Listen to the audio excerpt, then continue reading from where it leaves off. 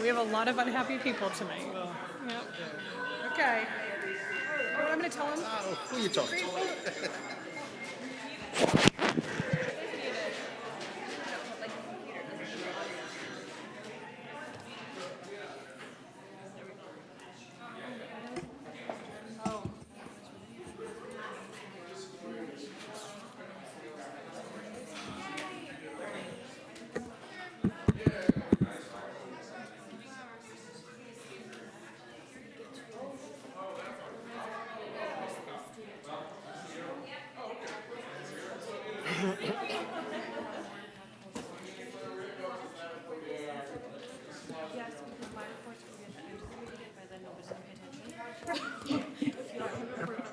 Thank you. Yeah, it's township tomorrow. It is a full day thing. They can reach out to Vice Principal. I'm forgetting her name. Okay, everybody, listen up. You're about to show the Board of Education. Public Commandment. My name is Nina Fain. I am a secret agent from Naperville. All hail Naperville, friends. All hail in charge in Gargantua Studios. Welcome. Gargantuars, thanks for having for Gargantuars to come. This is a secret agent from Naperville, Nina Fang. And that means forget having issues. We are a program, the special program, as a special agent. Hero from a special agent of Naperville and Suburbia.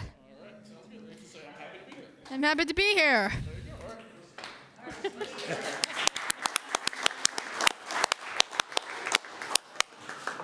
All righty then. And we are happy to have you. All right. Are we ready now? Okay. We are calling to order the public session of our board meeting of Tuesday, May 9th. Let's do a roll call. Student Trustee Garcia Bustamante. Here. Student Trustee Dana. Here. Trustee Rosenbaum. Here. Trustee Khan. Here. Trustee Hopwood is absent for the record. Vice President Boyd. Here. President Davidson. Here. Superintendent Wells. Here. Thank you.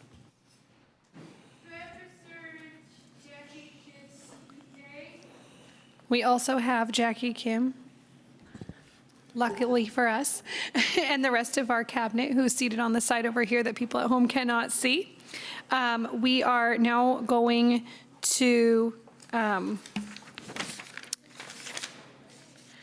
read our AUSD mission and vision statement and meeting norms. Great. The mission of Albany Unified School District is to provide excellent public education that empowers all to achieve their fullest potential as productive citizens. AUSD is committed to creating comprehensive learning opportunities in a safe, supportive, and collaborative environment, addressing the individual needs of each student. Meeting norms. Maintain a focus on what is best for our students. Ensure a safe environment for all views to be expressed, treating each other, staff, and the public respectfully. Endeavor to find common solutions to issues through collaboration without sacrificing one's beliefs in what is best for students. Make a commitment to effective deliberation, each one listening with an open mind, while others are allowed to express their own points of view, even if one disagrees. All right, we'll now do the Pledge of Allegiance. Please stand if you would like. I pledge allegiance to the flag of the United States of America and to the republic for which it stands, one nation, under God, indivisible, with liberty and justice for all. And we had no action taken in our closed session this evening. So we will move on now to the approval of our agenda, or a motion to approve it, or any questions that anybody has.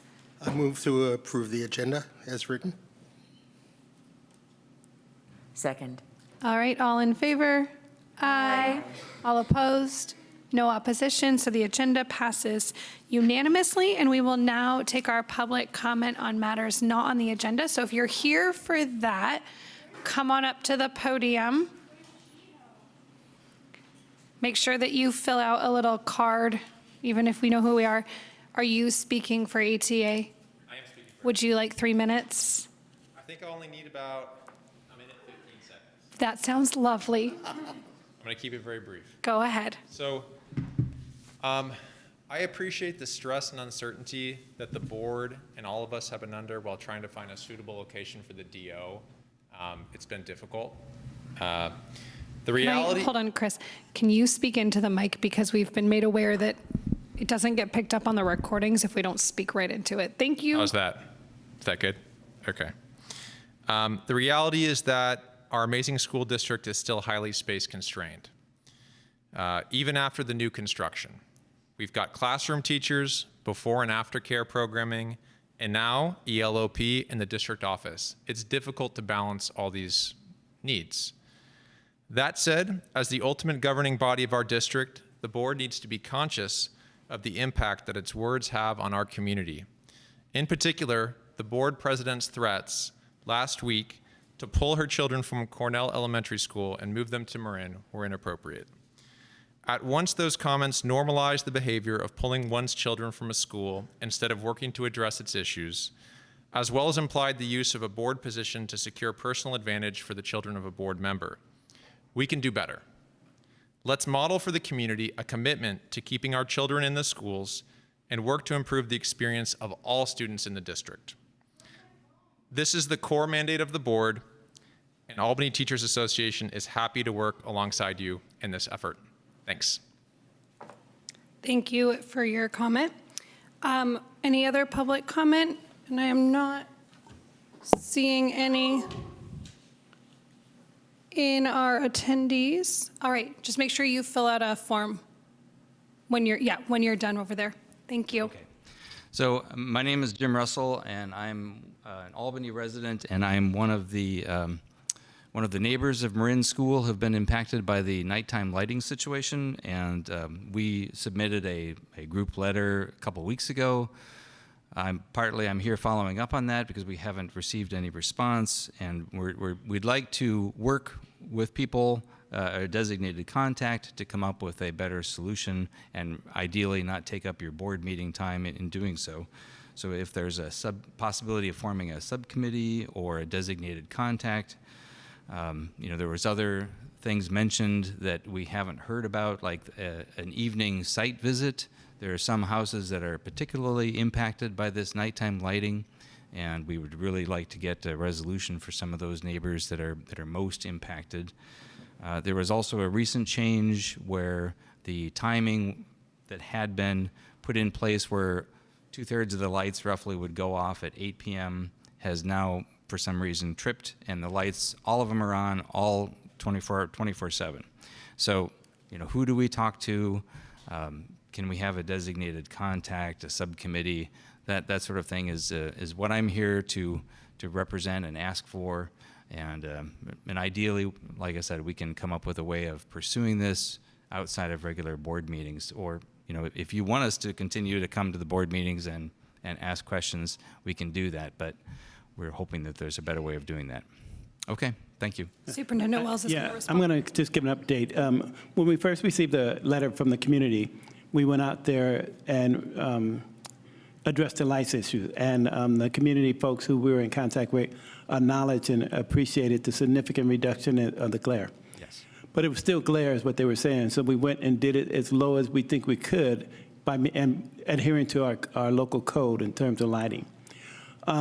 Today, a team and I, after the board meeting, are going there to look at it ourselves at night to see what it is. We're also looking at an option of maybe some kind of painting that can reduce the glare that might be causing a problem for the community. But I think in order to get a better understanding, my team and I will be out there this evening after the board meeting to see and feel the glare of what's really going on there.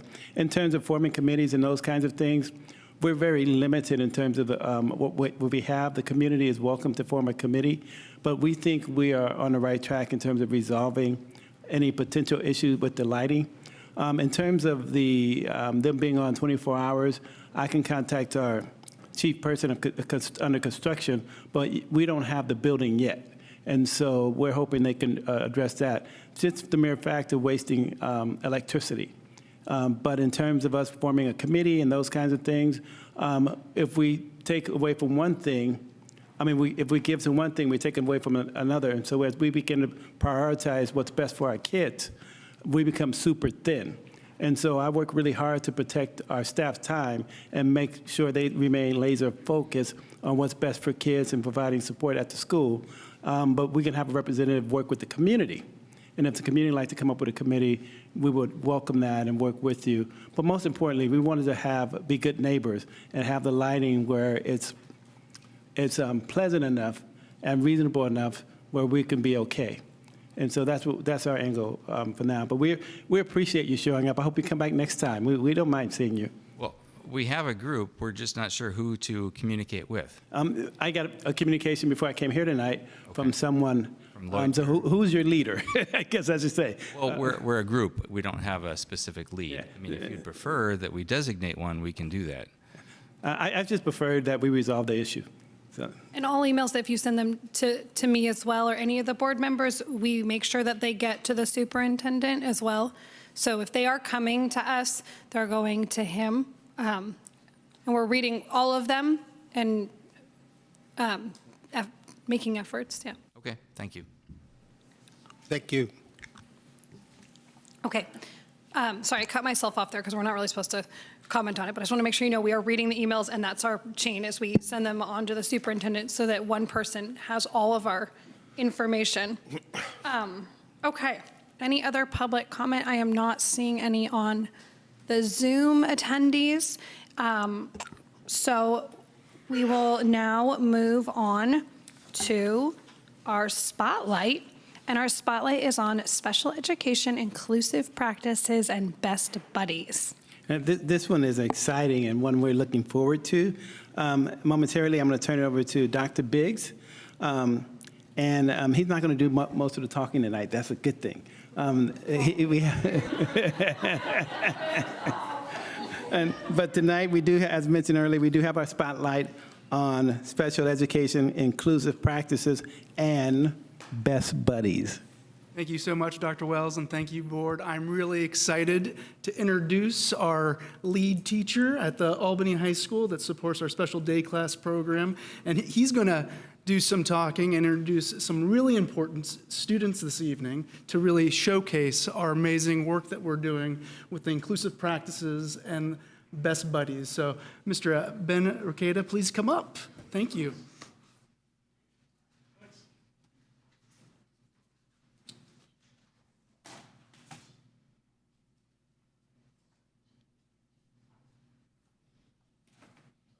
Hard copies out.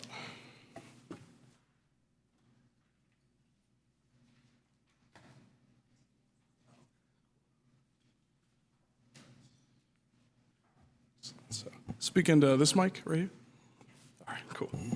All right, I'm not going to do a bunch of talking, but yeah, we put together this presentation with the help of the students of 219, just sort of hoping to share their voices. Yeah, thanks, Dr. Biggs, for the opportunity to bring some kids up here. So you can go ahead with the first slide. Yeah, so I just wanted to give a quick background about the program and its philosophy. You can go to the next slide now. So maybe you've seen this graphic before. There's a lot of different graphics running around. This one, I think, really encapsulates a lot of the work we try to do developing these inclusive moments. If you look on the equality diagram, everyone's included. They're all in the same space, but the space isn't working out for everybody. That shifts over to the, if you look onto the equity diagram over there, there's, the people haven't changed. All the people are still the same. They are who they are. But if you look over there, the environment has really changed, and that's just allowed everyone not only more access, but just better ways to interact with the world. Yeah. So that's sort of the vision and my lens that I like to take to a lot of these programs and what I was doing when I was collecting these slides. So, right now I'd like to turn it over to a couple students. So you can change the slide. Yeah. So I think before we always take some breaths to calm down before big transitions. So I think, hey Nina, I'm feeling a little nervous. So I'm going to take 5 deep breaths. Maybe some of the students can take 5 deep breaths with me too. Go in when I raise my hand, and then we go out when I bring it down.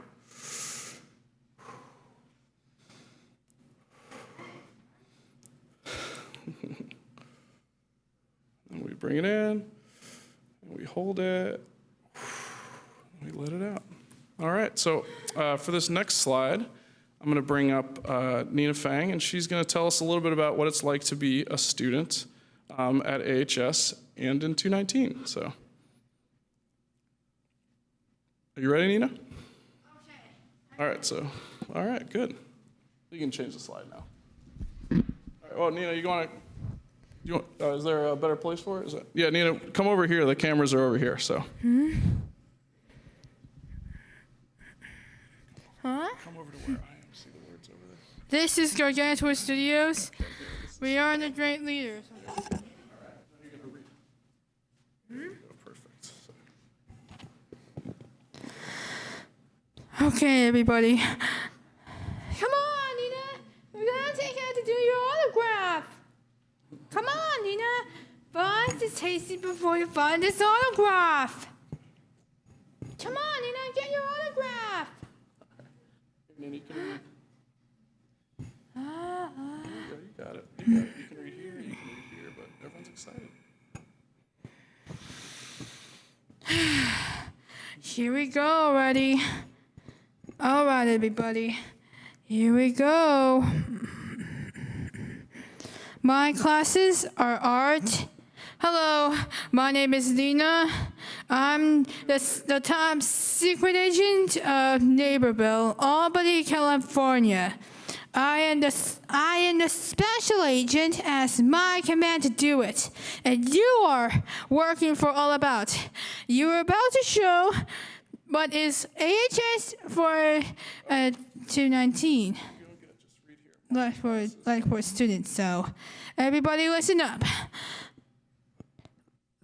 My classes are art, culinary, PE, math.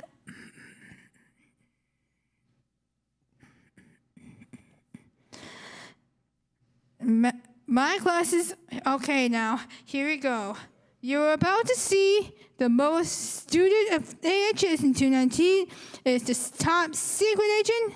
I'm a special agent who becomes a hero from a goofy goober. Hashtag, here we go.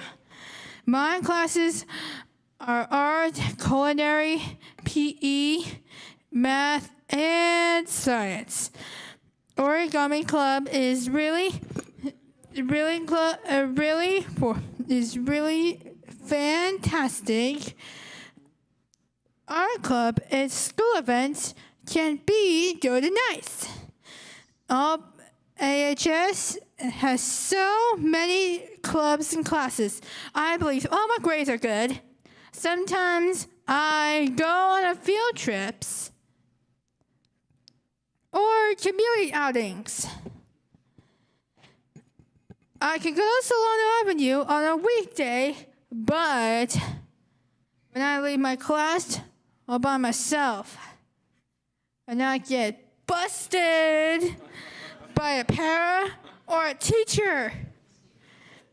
Sometimes school is hard, sometimes easy. When it's the last day of school, I will cry, laugh, and smile. School is fantastic, amazing, adventure, and an educational journey from Nina Fang. Now it's my turn. I'll call you up in a little bit. So, all right. I hope you heard that applause too. That was awesome. All right, so just a little introduction on one of the other inclusive programs is Best Buddies. You can change the slide right now. This is just a little summary right here. I'm not going to read it. I think we all can read, so just give everybody a little 5 seconds.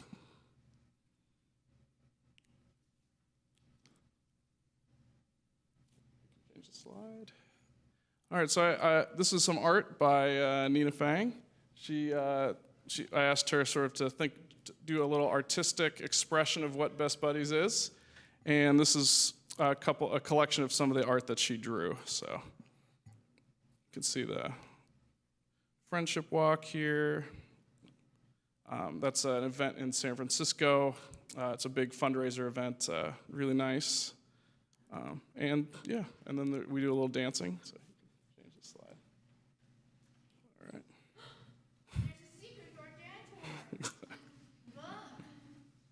All right. Yep, that's just another one.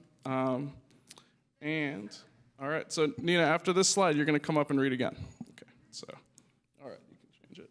All right, and now Nina's going to give us a little bit explanation about some of the drawings. So, and what she thinks of Best Buddies. This is a public comment. You're about to see. This is my greatest.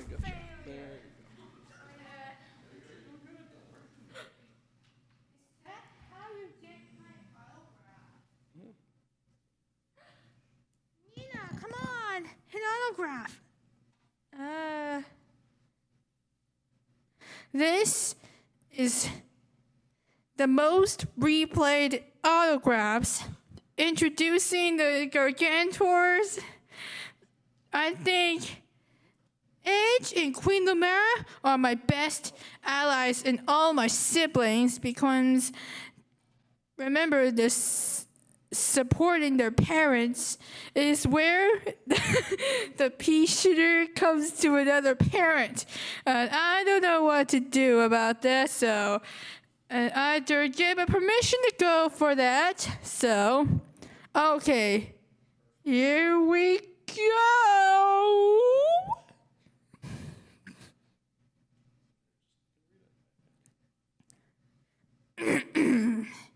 All right, here I go. I think the Best Buddies Friendship Walk is really fun. When I'm hanging during lunch with me all the time, I want to see some dancing when I'm dancing. But sometimes I listen to my very best friend's suggestions between you and me, you and my mom, and my dad, and now your sister or brother, and me, and your pet. They gave me the best advice about opportunities, so this is my special agent, Nina Fang. Let's see her run about the client. I will remember about my autograph. All right, nice job, Nina. This is my discovery, an artwork, a masterpiece, but where is missing friends of all time?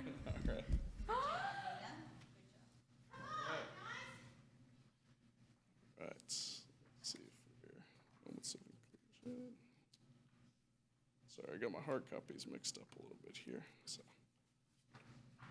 All right, thanks again, Nina. That was great, and I like that little explanation of the drawings, or of at the beginning. So, you can change the slides. So, oh, you already did.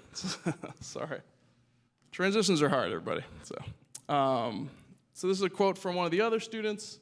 All these quotes are student generated, so we worked through. This was part of like a writing unit that we did, and then they picked a quote from their writing to put on the slides. So this is from another student. He just says, "Best buddies are good because the friends are good." So, all right.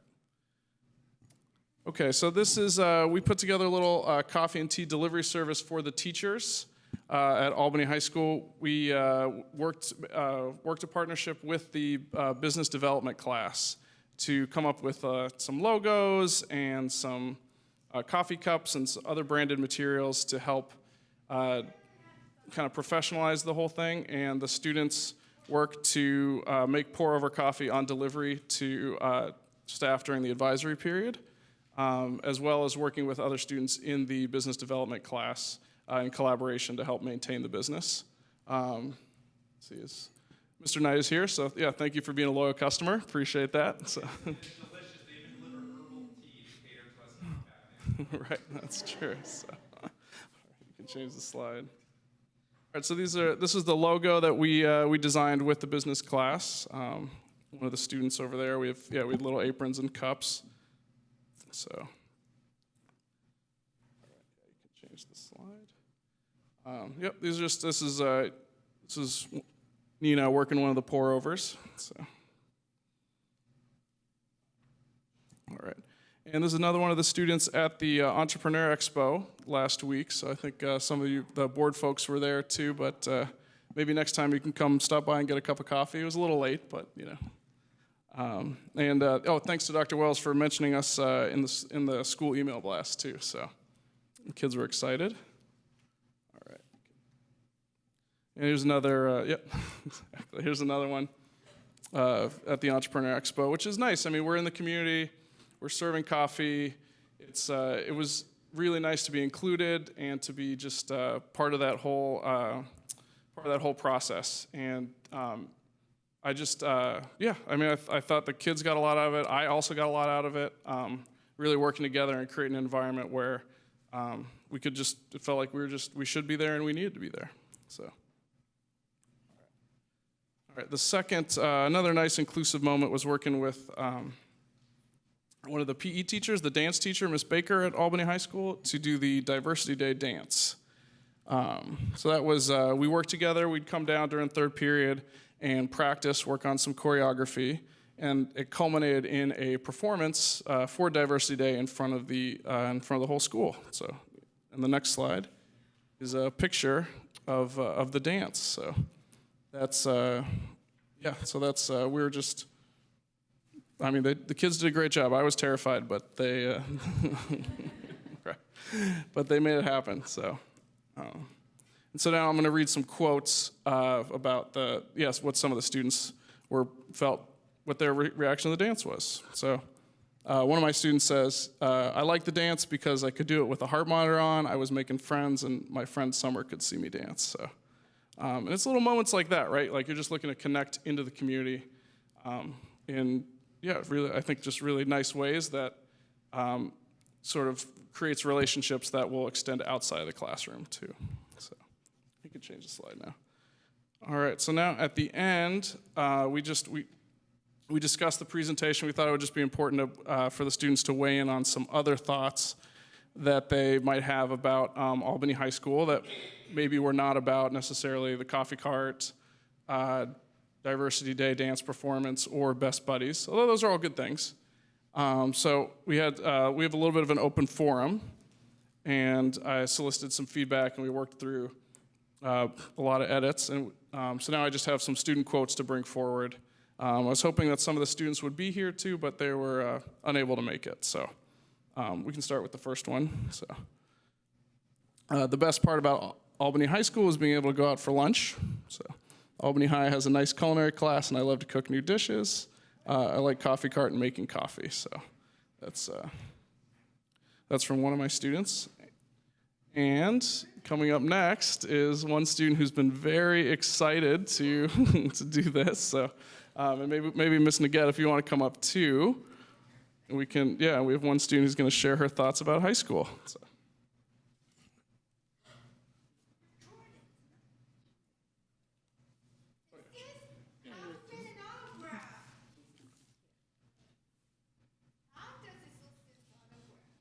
Me fitness help me, take me for walks, and make me feel very happy, feel very upset.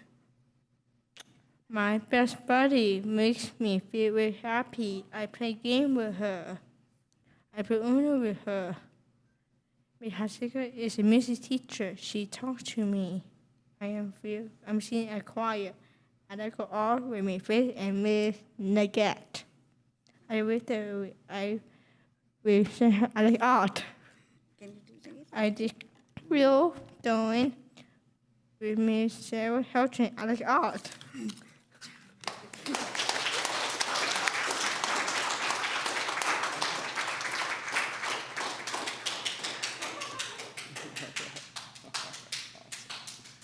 All right, so that's the end of the presentation. I didn't really want to do a lot of talking. I just wanted to give the chance to all the students to have their voice, because that's sort of what the classroom is for. But I did say I wanted to give a lot of thank yous. So you can see there's a lot of people on this last slide. First column is all the teachers who helped. Ms. Walden, thank you for partnering with for the coffee delivery service, room 219, coffee and tea. Ms. Baker for the Diversity Day dance, Ms. Surwitz and Mr. Bryant for coming to all the meetings, Ms. Polito for also coming to all the meetings, Mr. McNally, the rest of AHS administration, and Dr. Biggs and Ms. Amino too. And I just want to take a second to talk about the absolutely amazing para team that we have at the high school in room 219 right now. Ms. Monique, Dante, Ms. Phyllis, Ms. Naget, Ms. Giblin, Morgan, and Joe.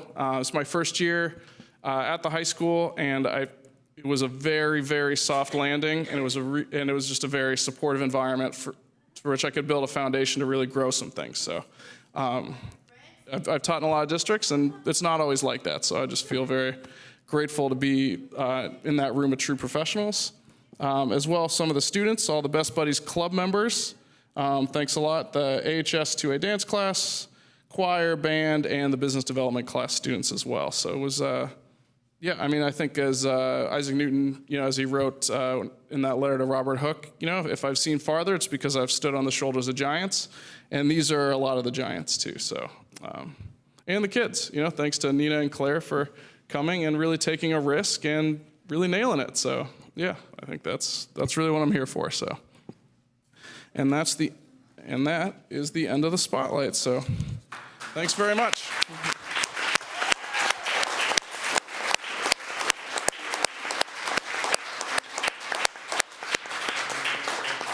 And yeah, Nina and Claire will be around for questions if you have them. So, Nina, can you come up here? Can I have your autograph, Nina? Are you giving them? Oh, great. That would be lovely. Nina, I remember you from second grade. You were in a class. Over here, come this way. Can you put your autograph in my book when you're a famous artist? Yeah. I'm a famous artist. Put it on here for your wonderful presentation. This is my signature. Lovely. Thank you, Nina. We are the path to ascension to grow back forward. Okay, amazing. Mango sparkle it is. I will take that picture. You take the picture. Away. And Nina, I'm going to hold it up to the camera so everyone can see your autograph, okay? This is my autograph. All right. Let me see. Oh, we're not going to use that, but you get to go sit back down now. Thank you so much, and I'll let everyone see this. Whoa. Thank you, Nina. Lovely. Awesome. Nina, I remember you from second grade, and you worked so hard, and I'm so impressed to see what you've become now, and it's so cool that you shared all of that with us up here. So thank you for being part of that, and Claire, thank you too. Anyone, sorry to kind of take that first. Anybody else want to follow up or get an autograph? Anything else? I was actually going to ask for an autograph too. Nina, we have another autograph request up here, okay? Thank you. They're amazing. And thank you for the presentation of all the wonderful things that are happening. Did we have any of the Best Buddies come? Of the other Best Buddies, or was that our art designer I maybe saw back? No? Okay. Maybe? Okay, well, much appreciation for any of the Best Buddies that came today and are helping be part of this program as well. Awesome. This is the best part of not being on Zoom anymore. I wanted to ask for an autograph when she was presenting, but I didn't want to interrupt. I know.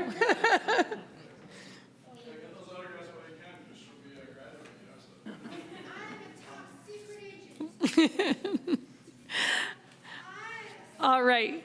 Thank you so much for that wonderful spotlight and brightening up our day. We are now going to move on to our recognition.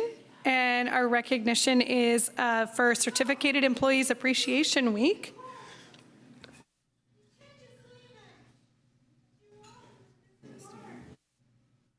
Okay. Is it you? Are you? And we have our HR Director, Marina Gonzalez, coming up to present this item. Thank you. Good evening, everyone. So every year, we celebrate Certificated Employees Appreciation Week, and that covers quite, folks don't often know that we have more certificated folks than just teachers. We also have our counselors, our school psychologists, speech and language therapists, school nurse, program specialists. All of these folks contribute to the certificated ranks. And we wanted to bring this resolution in honor of those folks and to recognize how much we appreciate them.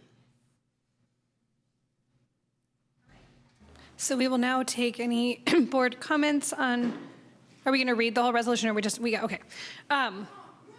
Any board comments on this? I think we'll. I need to take my picture for my autograph. What's it? Oh, my light is on now. Just the certificated personnel, they're the backbones of our schools. The people who work in the offices, and they don't get enough recognition. They don't get enough pay. And we can't run the schools without them. So just thank you to everybody who does these hard jobs. And I just want to speak on behalf of the students. We benefit from these people every single day. And I just want to recognize all the work that they put in for us. Yeah, I know I can speak for you, Nellie, too, on that. Yeah, it's just wonderful. And we're appreciative as students. So thanks for bringing this resolution. I was just going to say, the fun thing about being a parent is Teacher Appreciation Week, when you get to plan all the fun activities for your teachers and like put those little gifts together. So and everybody else, including our staff in the front office and everybody. So it's always a joy, especially getting your kids involved in that. So it's yeah, it's fun, and we get to appreciate everybody. So yeah.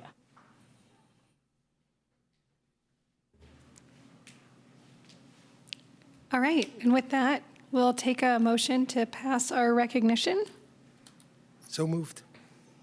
Seconded. All right, all in favor? Aye. Aye. Yes.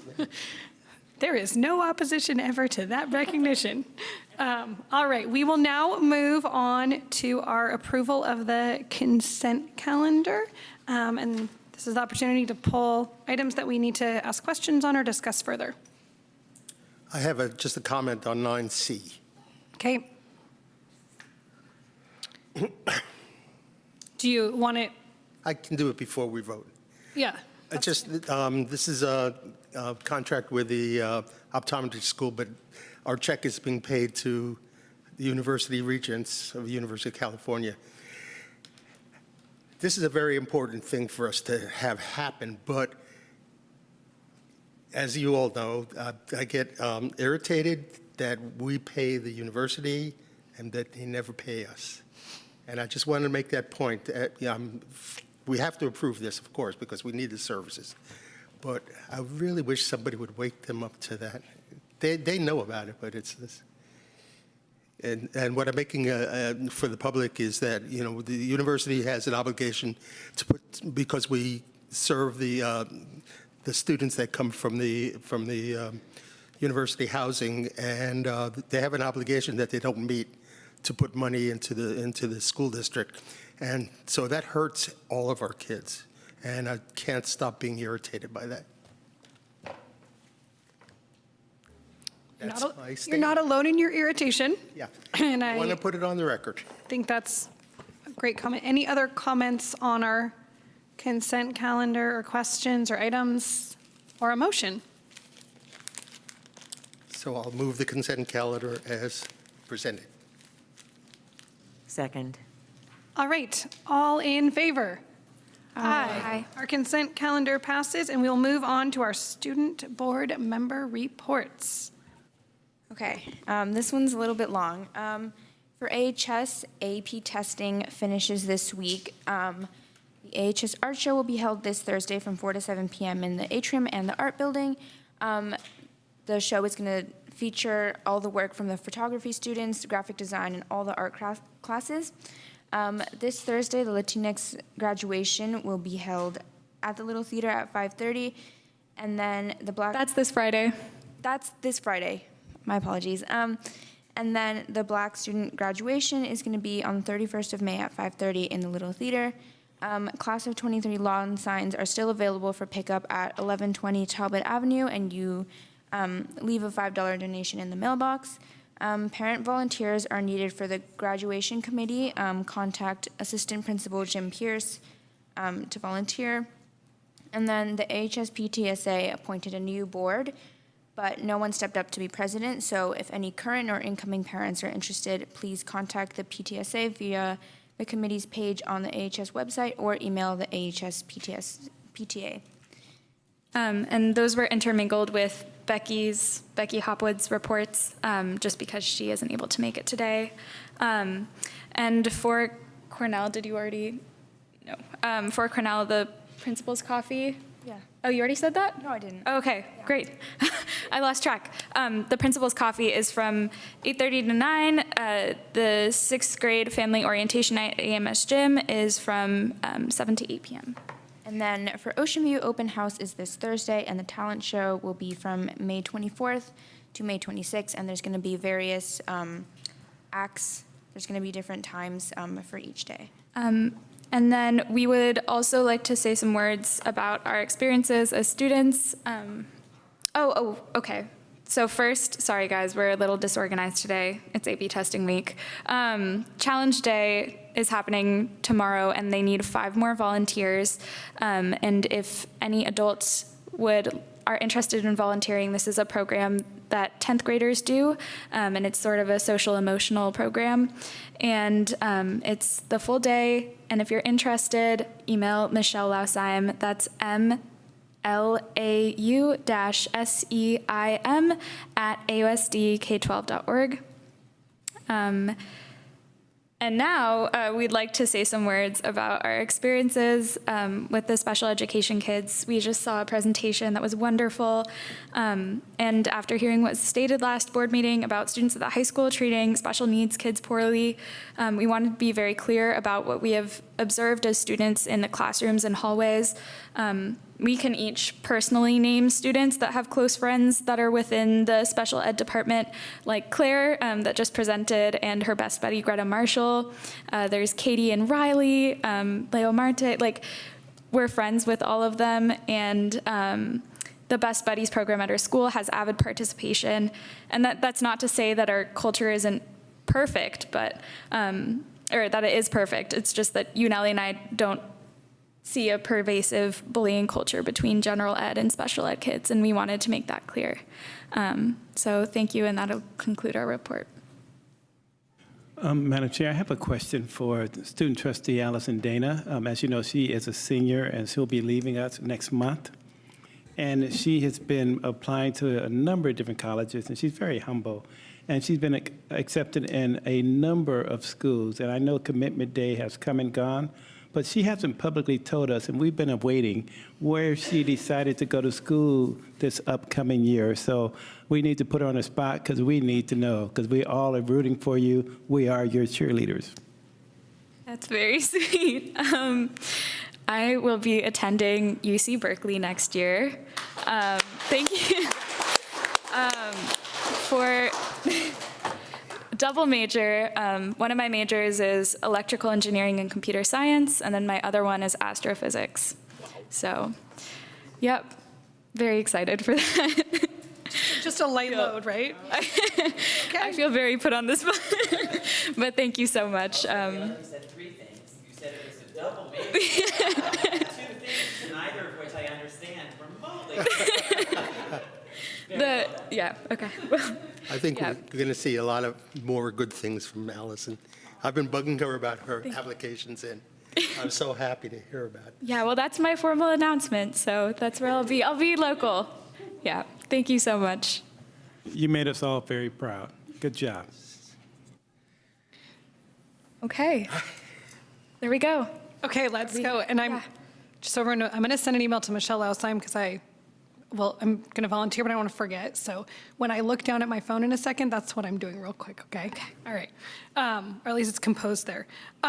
Okay. We are going to move on right now. You guys get the stage again. We You do. Straight into it. Can I just super quickly clarify, there were two things in there that you gave a time for in your report. Yes. There was an AMS event, and I think the principal one, and I didn't, are those tomorrow or next week? I just didn't get a date. Nellie wrote those, so I will pass it over to her. I'm so sorry. I was looking at the presentation. Could you repeat that one more time? Oh, yeah, no problem. There were two dates in your Yes. update. Sorry, I just looked at my notes on the side, too. For what? There was something at AMS, and then there was the Cornell principal one, and I didn't. Oh, yes. The principal's coffee is going to be from 8:30 to 9 a.m. On what day? tomorrow. Tomorrow, okay, that's what I was, okay, tomorrow, okay. Thank you so much for clarifying. I was like reading it and I was like, I'm not sure that we. And the AMS is also tomorrow? It is tomorrow. Okay. I think both are tomorrow. Both are tomorrow. Yep. Great. So now Thanks we know for the time and we have date. clarification. Awesome. Thank Yep. you. Now we can hand it back to you to move on to our next agenda item, which is the elementary site visits debrief with the Student Advocacy Committee report. All right, we'll transition into that. We have some of our student volunteers out in the hallway.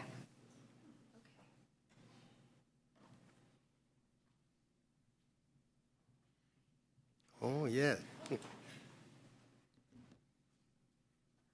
All right, so I'm presenting my sharing. Okay, beautiful.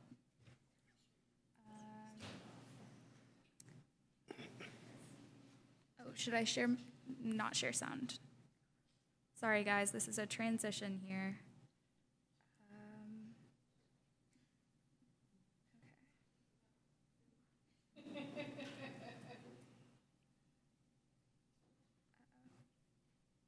I don't think I'm able to share it, Julie. I think my system preferences are just not working. Yeah, is there any way that you can share it and we'll just tell you when to change the slides? Thanks so much.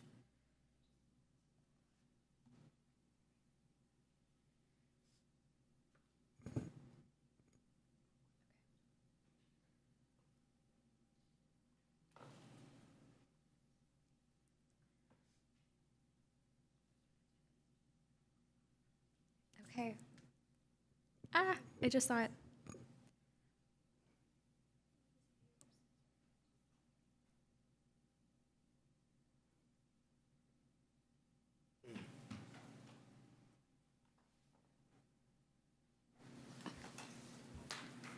At my son's baseball games while they're getting the next batter to go. I've been like playing all the fun baseball music and trying to get it going. So I was like, do we have some little transition music here? There it is. All right, awesome. Awesome.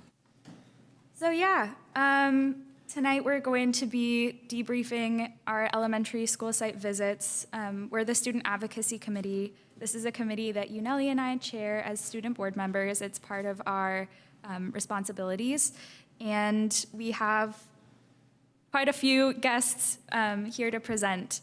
So I'm hoping that we can just do a little introduction thing for you guys, and then we'll get into our report. So hi, I'm Allison. I am a student board member, but I'm also a senior, and I use she, her pronouns. Hi, I'm Yaneli. I'm Allison's partner. I'm also a student board member. I'm a junior, and I use she, her pronouns. I'm Wendy. I'm part of the SAC, and I use she, her pronouns. I'm Harsha. I'm secretary/treasurer of the SAC, and I use she, her pronouns. I'm Ethan. I'm the vice president of the SAC, and I use he, him pronouns. Hey everyone, I'm Max. I'm actually a freshman. This is my first year with the SAC, and I use he, him pronouns. Hi, I'm Kansel Chadok. I am a freshman at Albany High School and a member of the SAC. Hi, I'm Dexter. I'm an SAC member, and I use he, him pronouns. Awesome. So these are some volunteers that were available. It's AP testing week, which we'd love to have more kids here, but these are our representatives tonight. So yeah, let's get into it. All right, so first, Nellie and I are going to sort of introduce what the Student Advocacy Committee is, essentially what the goals are of the SAC. I'm going to be referring to it as that. There's two SACs under the board, but the one that we're referring to tonight is the Student Advocacy Committee. And we are a student-led and comprised committee. And our goal is to just take in student input and report it to you guys, the board. And then we have various methods that we do that. One is we've sent out surveys to the student body, and then we look over it and discuss over it. And then as student board members, Allison and I bring concerns and comments to administration, the executive level, the board itself, and then we report back to the SAC on information and next steps. And then we also invite students outside of the committee to join meetings to inform us about what's happening outside of our circle. You know, sometimes we miss things. And then we also implement branches of the SAC outside of the high schools. For example, at the middle school, it's the Junior Student Advocacy Committee. And then just recently, we did these site visits. Beautiful.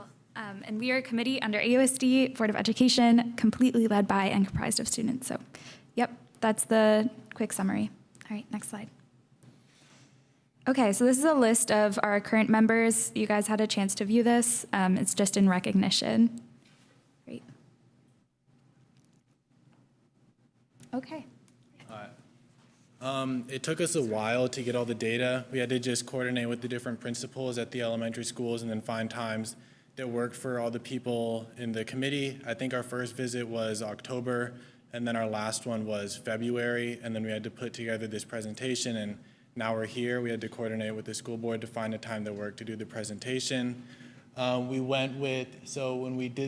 collected the data, we went into the classes. We usually had 3 to 4 people per classroom, and we would just talk with the students. We had a list of questions we went down, but we tried to let the students just lead the conversation and take notes on what they were saying, try and get quotes if we could, and then take that and put it into a form that you guys could work with, because a lot of the things they were saying you guys couldn't do very much about. So we tried to find the things that they said that you guys could actually do something about. And we talked with the Cornell principal about things that they could do and things that the board could actually work with.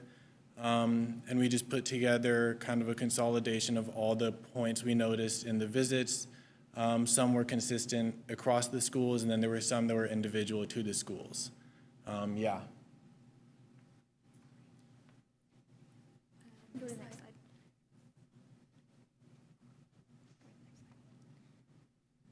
Right, so we had a main 6 things that we asked about. As you can see, lunches, campus maintenance, equipment supplies, student engagement, and academic support. These were the most, we found the most prevalent to be from our experience as students, and then we wondered what this would look like on the elementary level. Yeah.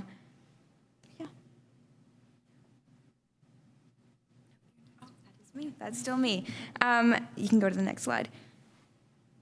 So across all the elementary schools, we noticed a trend of students saying that the lunch lines are very long, and there's not enough time to eat your food, and then there's also not enough variety in the school lunches. So people were saying that they couldn't, the food wasn't as appetizing because of the lack of variety. And then also food gets thrown away, and that contributes to waste concerns that we're having. And then additionally, there's the bottle and the water fountains. A lot of students were advocating for a bottle of water dispenser, not the water fountains, and additionally the water fountain lines are really long and the water fountains don't work that well. And so we actually were able to speak with the Cornell principal about potential solutions, and then one of the big ones that we realized would be the most implementable would be to just have more education and supervision around waste and reach out to high school groups that could come over and teach the elementary students about the value of having food and not wasting it. And then we also had the idea of having higher rates of student involvement in the gardens so they could, one, appreciate the food that they have and also understand its value. And then we know that this is, our last point is having a comprehensive process of student engagement. That is something that Chef Sabina, we know, has been working on, but this is something that we've come together and agreed that is a necessary component and we think would help with this concern.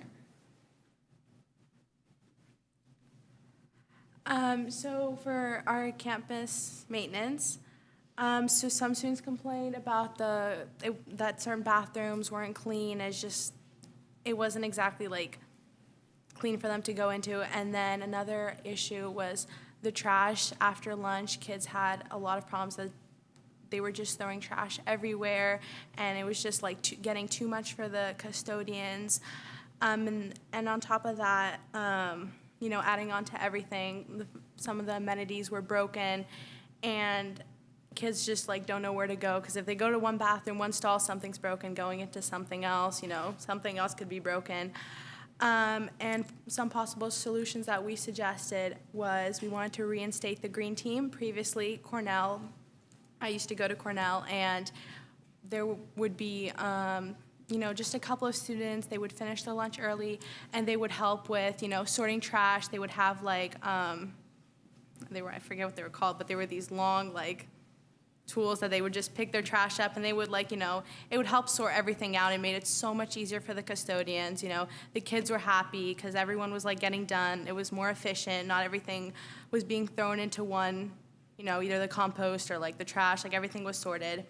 And then we also wanted to encourage students to take care of their spaces. If teachers could just talk to them, hey, this is your bathroom. It's your job also to take care of the facility and the amenities. And just kind of reminders about that would be super helpful. And just having a better community within that, I feel would really help with the kids. Right, next we have equipment and supplies. You can move on. So thankfully for this one, we didn't have as much as a concern, but the main thing was that there's a lot of broken equipment and there's a lack of equipment. It seems to be old. So we also talked with the principal of Cornell, and we realized that this is a more school site specific issue, and so it would work differently amongst each school, but we still wanted to bring it to your attention. We came up with a solution that we could consult students in what kind of equipment is purchased, because they're the ones that are going to be using it, and also asking them what seems to be broken, what needs to be fixed.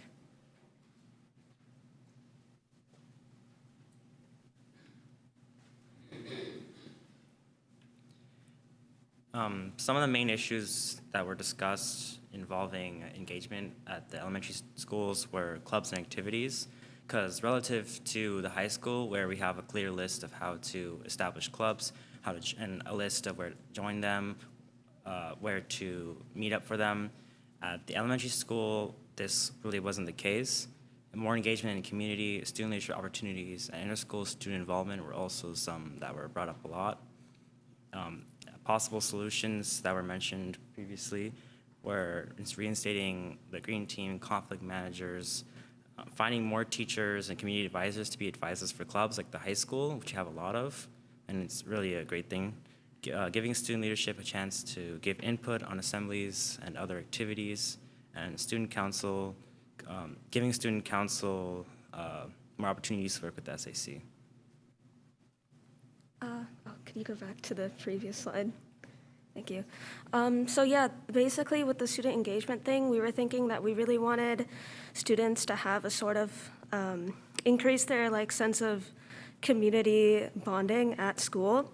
And previously to COVID, a lot of the elementary schools, they had little clubs or activities during lunch or something they do with teachers who would volunteer, stuff like knitting club, there was art activities during lunch. And then after COVID happened, obviously some of those things didn't continue as the school reopened.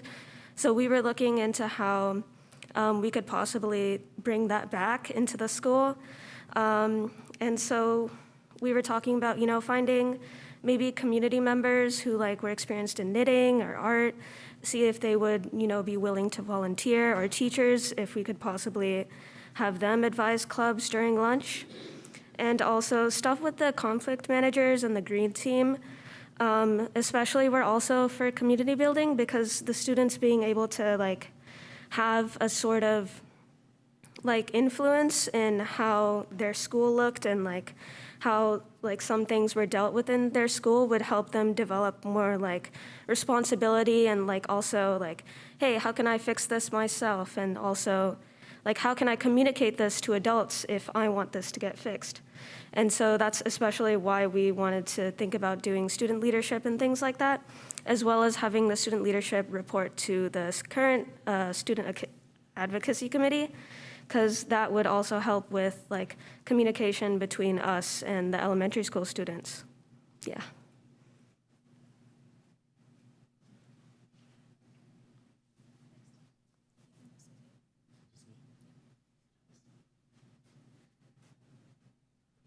Yeah, next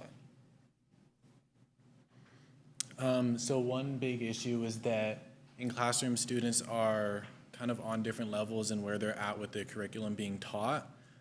So we wanted to find ways to make it so that students were getting the attention that they needed, and students who needed more help would be getting that help, and students who were done with work and wanted additional or more challenging work would be able to get that work and I guess improve upon what they were already good at.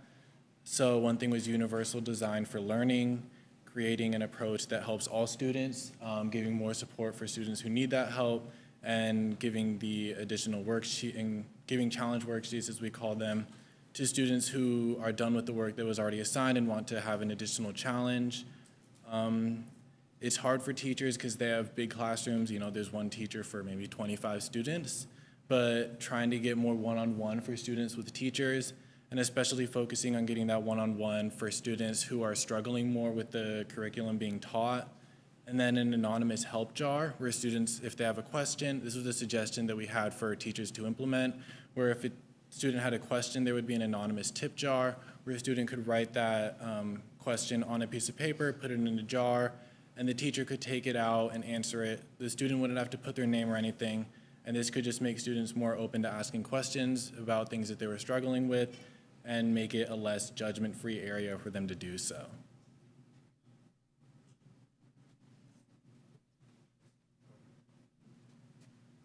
All right.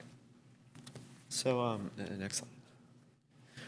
All right, so some of the issues we discussed for middle school was that there's like high anxiety in fifth graders around the middle school transition. I think a lot of these students are worried about going to middle school where there's a higher workload. They may be more like not as familiar with transitioning through periods or like, you know, working through a very different environment. It's not as friendly as elementary school while still being a great gateway from learning how to be a little bit more independent. And so some of the solutions that we did come up with were making like a bridge program. This is going to be a program that'll really help ease these fifth graders into middle school so that they're going to be comfortable to ease into high school.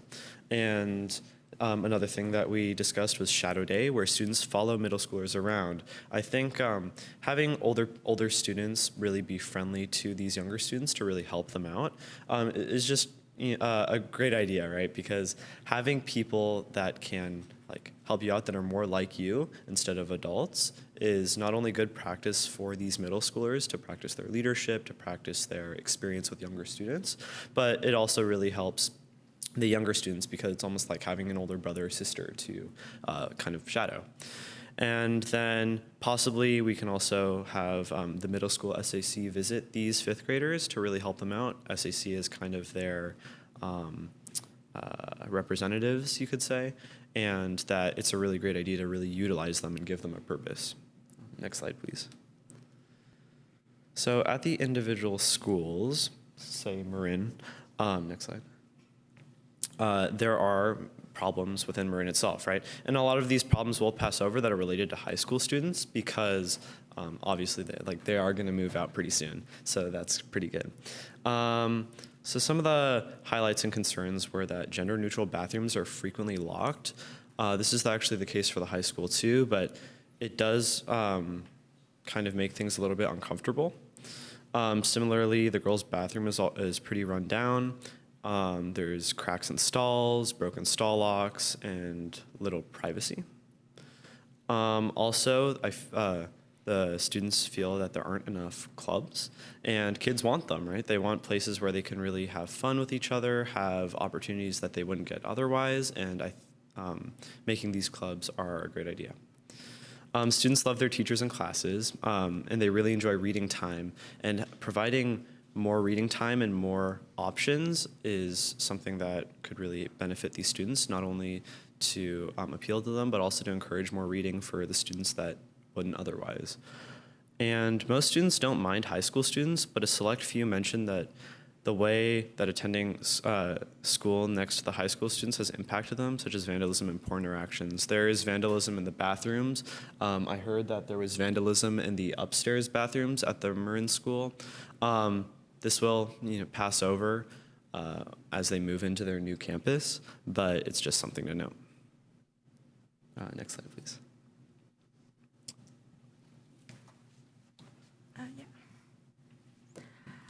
So previously, earlier I talked about how, cleanness is such a, importance in, in bathrooms and everything. And then in Cornell, that was also another conflict that came up, and students just kind of wish that their bathrooms were more, clean.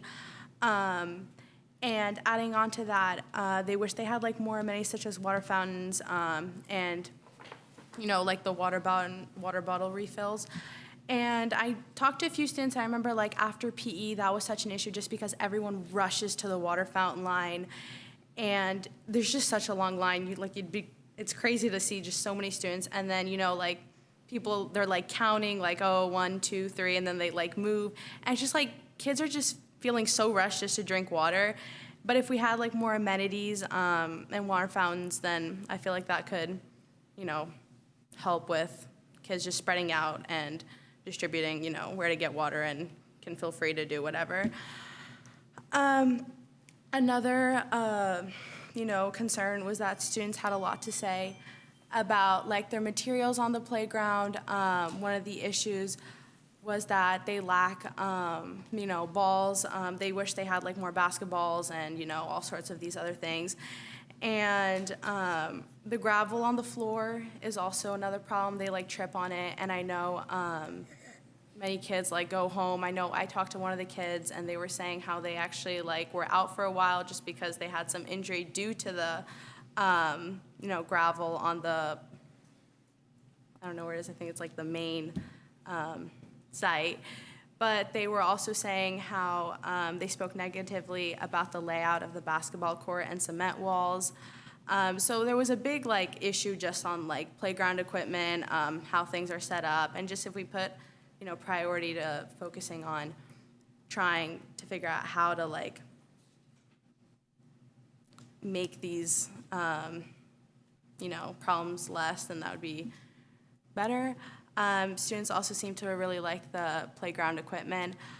Something that all kids liked, what they really liked, that they had the choir, the music. I know all 4th and 5th graders, I don't know about 4th, but I'm pretty sure 5th graders all take choir. They're required to do I don't know if it's you choose or band. They all really like that. And then crossing to school was also a big problem. Just that one intersection, just cars are flying by, and kids are just waiting there for a good amount of time.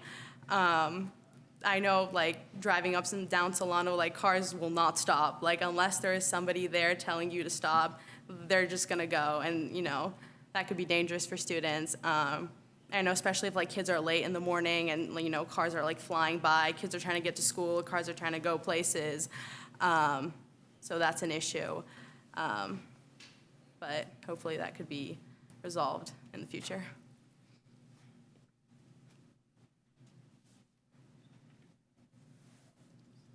Yeah, so Ocean View is unique that it just got a new remodel and the students are already going to school there.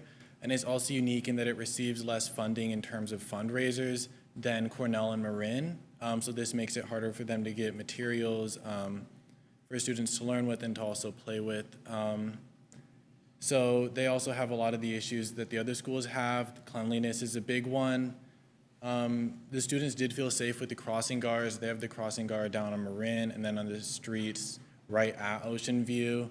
They like the science classes. This was a big one kind of across the schools, was students wish that they had more hands-on opportunities for science. This is, I don't know what the board could do about this. This is more site-specific and teacher-specific, and also has to do with the state curriculum they're assigned.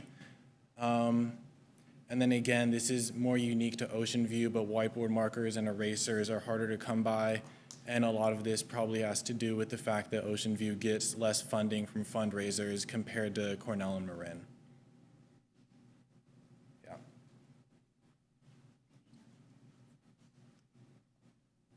Yeah. So earlier we mentioned the middle school SAC, and we call it the Junior Student Advocacy Committee. Last summer we had an intensive to kind of recruit new members, but kind of we had other things to worry about, but we are hoping to expand the SAC to the middle school because obviously we're all high school students. We don't know what goes on day to day at the middle school, and we're really hoping that this can be a branch of leadership in the middle school, and that they can report back to us and then we can report back to you. We did have multiple times that we tried to establish this within the middle school this year because that was one of our goals for last year. Another one of our goals was these site visits and this presentation. The issue was that we had conflicting schedules with the middle school in terms of their leadership meetings because we were in school during that time. But not only that, they also switched around the schedule so because they had a new advisor this year. So we're hoping that it can be a little bit more stable next year and we'll be able to kind of put our roots out a little more firmly. But I won't be here, so that's why this is Unelli's slide. Yep. So that's our presentation. We are aware that a lot of these concerns are not necessarily applicable to the district level, but we wanted to report on these schools because as high schoolers, we don't usually hear from elementary schoolers. This is a genuine effort that we went into to like try to gather feedback, especially because elementary schoolers don't tend to have social media, or we can't, it's harder to reach them in terms of surveying and that sort of thing. And so this was a really great experience. We did get excused absences from the high school. We made it into a kind of day trip. Everyone here went on at least one, I'm going to call it an excursion to an elementary school, and these lasted for 2 days. Probably should have said that in the introduction, but yeah, that was our process. So thank you for your time, and if you have any questions, direct them to anyone up here. Yep.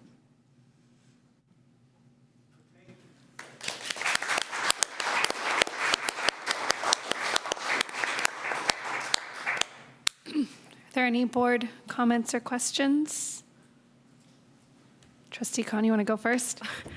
No questions, just comment. Just really grateful that you guys did this presentation and collected all this data because honestly, even as a parent, I see a lot of my concerns listed on there that I see like day to day that even like my son has mentioned, like especially like with lunches and not having enough time to actually sit and eat. And like this is a concern I feel like a lot of parents have as well, is like every day your kids come back with a full lunchbox and you're like, what did I do wrong? And it's like all of your favorite things are in there and they're like, oh, well, I don't have enough time. I want to talk to my friends, but I also have to eat. And like, there's just not enough time for that. And same with campus maintenance. I feel like we just all see it and we all try to do our part in trying to maintain the campuses, but also just there's more work needed. Sometimes we hear issues of like, oh, this particular bathroom doesn't have soap. And so I would love if we had like soap in the bathrooms and stuff. I know we hear similar stuff at the high school, but it feels like a lot of these issues are very similar at a lot of the sites from the high school down to the elementary schools. But I appreciate seeing this from a student perspective because I see it from a parent perspective, walking around and whatnot, and like hearing from kids and other parents. But I really appreciate all the time and effort you guys put into this. Thank you. I'm just incredibly impressed. I'm not surprised because I have a lot of faith in high school students. So you did a really amazing job. And hearing this from your perspective, I think, and reporting to the board and putting together this this presentation. I think that really makes a case for the things that sometimes we don't really look at as a school board that are really important. I mean, cleanliness is an old problem, but you going out and actually getting elementary students to come forward and say stuff, that's not such an easy job.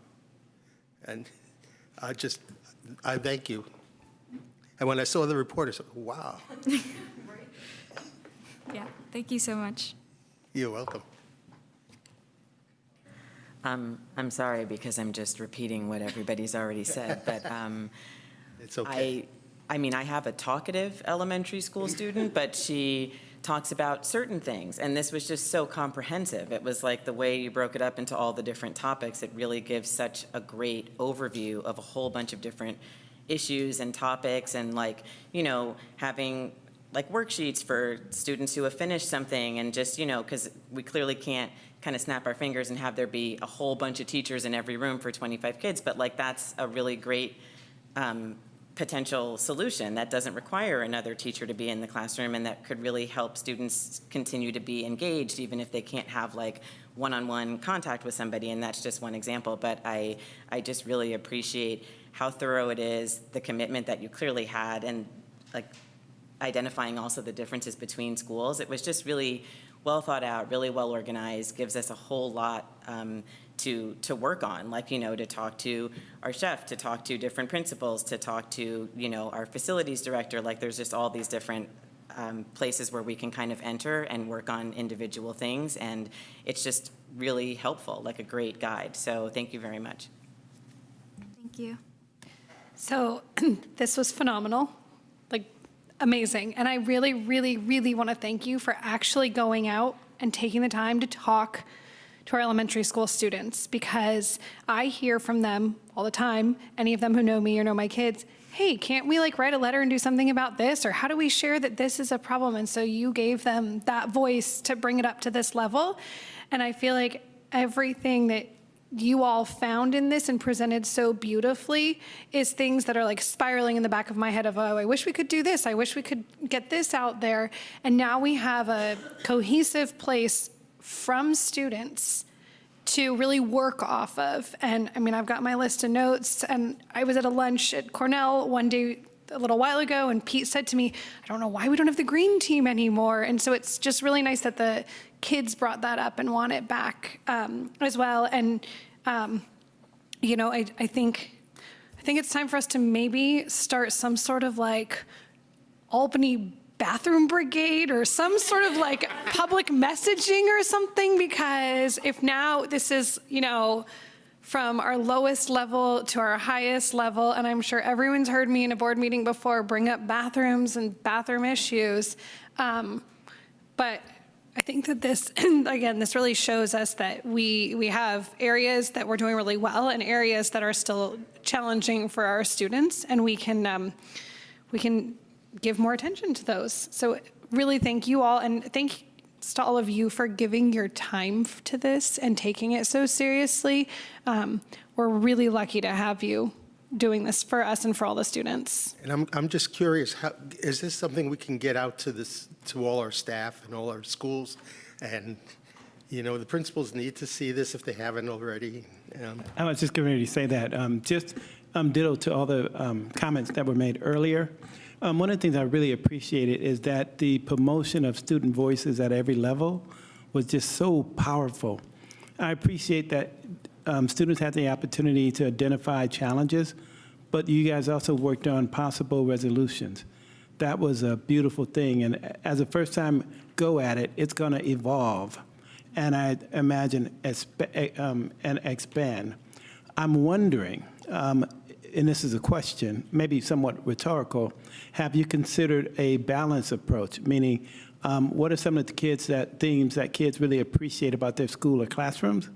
And what are some of the challenges?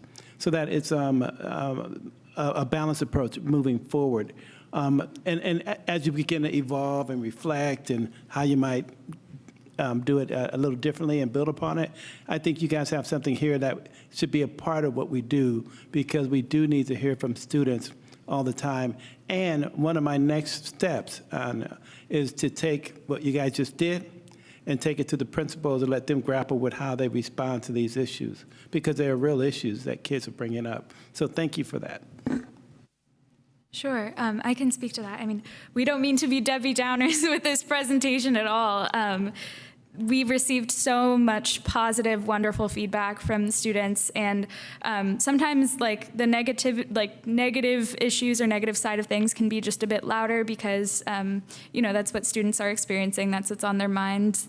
But we do have leading questions in our guide that sort of says we did make a guide for questions for everyone that was visiting the schools. And we had many positive responses.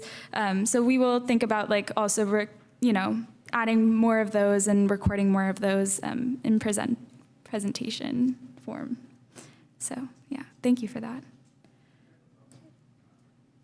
Yep. Yeah. All right. And we have 2 public comments in our virtual audience. So we're going to go with 2 minutes each. All right. Hi, good evening. My name is Jeremiah. Yeah, regarding the bathrooms and the cleanliness of the campuses, I know that maybe 3 months ago, there was a job opening on the website for Albany for a custodian, and I did apply. I spoke with the high school principal, who was really excited for me to come on the team. He said he's been down one custodian all year. I'm not sure if it's a staffing issue or a manning issue. Maybe possibly the district could look at hiring another custodian maybe for one of the campuses. I know I spoke to the middle school head custodian, facilities maintenance department there too, and they were really excited to bring me on the team.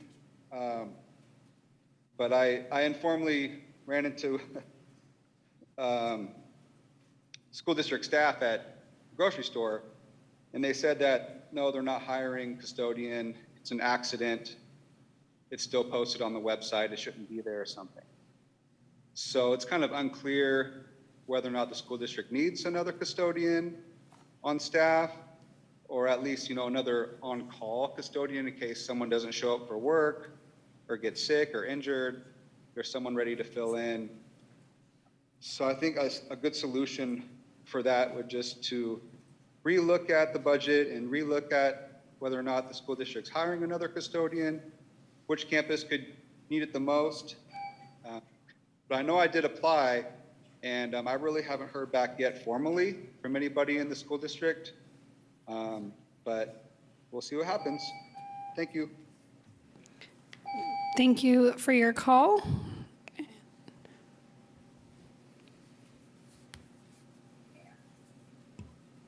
Hi. I wanted to say thank you to the students. You guys were awesome, and you're so professional in your presentation. I remember seeing you with your clipboards outside the Marin office one day when you were ready to go talk to students, and the young students were very grateful to be heard by high school students. So thank you, thank you, thank you, and your presentation was great. It just kind of came to mind to me that as a person who works with teenagers all the time, and if you're not with teenagers all the time, you maybe don't know this, but there's just litter after lunch, and there's just the bathrooms, and there's just these things that shouldn't be, that civically we should do better by. And sometimes, my room's out by the pool, I say, community service alert, let's go clean these things, because otherwise the custodians have to do it, and that's not their job, and that's not fair, and that's not right. But what I was thinking was, with your engagement with the younger people, I wonder if maybe there could be some kind of civic engagement mentorship program from high school all the way down to the little kids. I think it might be really helpful and really positive at school sites and could be led by students, and you show that you're leaders. And so I just wanted to throw that out there because you were all really great tonight. Thank you. Just responding to that real quick. So it's my understanding the Cornell principal told us this that the janitor's job is a union job, so you can't like have a school student task force that cleans up for the janitor, because then it's not like it's against the janitor's contract for that to happen. So I don't know if we would be able to have like a parent task force that would come in and clean schools, because I think that it would go against the janitor's union contract. You can correct me if I'm wrong, but that's my understanding of it. I think that's right from that perspective. I think what the caller was saying was like just a task force to go and do maybe things that are above and beyond, and or just to change a mindset of like, hey, instead of just throwing your trash here, let's stack our trays here on the table so then they can get put in the compost bin. I think that's what the green team used to do, was like they would just stand next to the cans and help kids get things in the right place, and like, oh, dump your cereal through the colander and then dispose of it so there's not liquid in the trash can. Yeah. Yeah, also, we do have groups at the high school. There's like what is the environmental club? I'm forgetting the name exactly. But we have multiple like environmental clubs, and that was one of the solutions that we discussed within our brainstorm for just high school students that are like more interested in the environment and conservation, that sort of stuff, to become more involved with younger students in mentorship sort of opportunities. So that was something that we thought about and could, help continue along. I think that caller is going to clarify just really quickly. I'm going to allow this for a second, and then, but I'm not going to give you another whole 2 minutes, Emily. Go ahead. I'm sorry, I know I'm not supposed to do it twice. Thank you for that, and I appreciate the environmental concerns. I meant more from like a civically engaged and responsible and caring citizen role.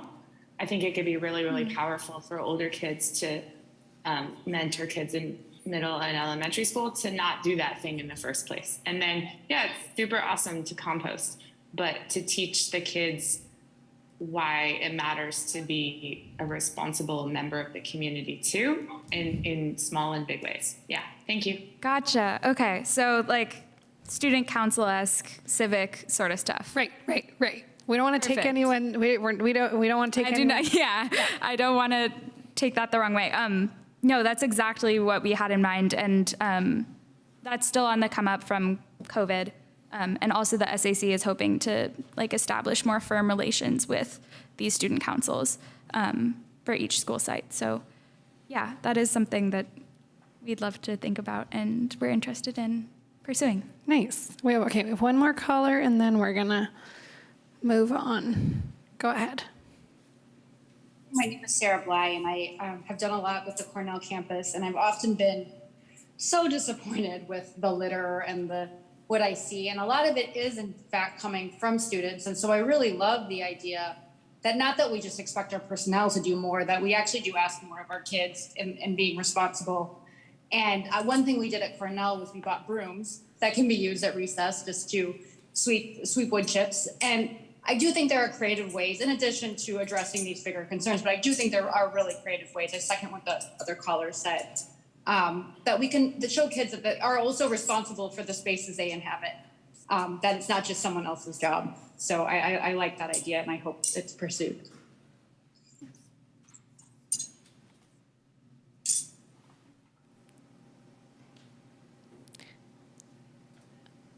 Do we have one more public comment in person? Okay, great.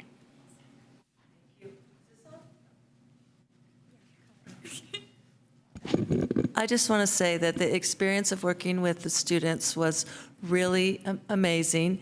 They were incredibly professional and responsible on every turn, from every email they sent us, every time they came to the school and checked into the office, every time they were in classrooms, every time they set up meetings with us to talk about their plan.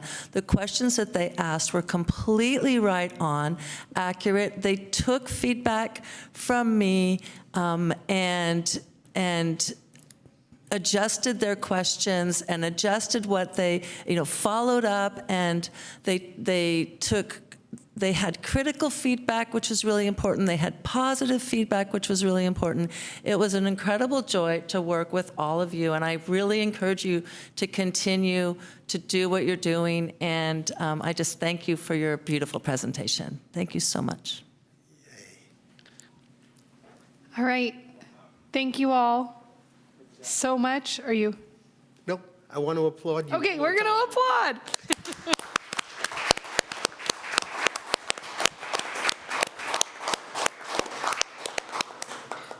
Thank you again. Awesome.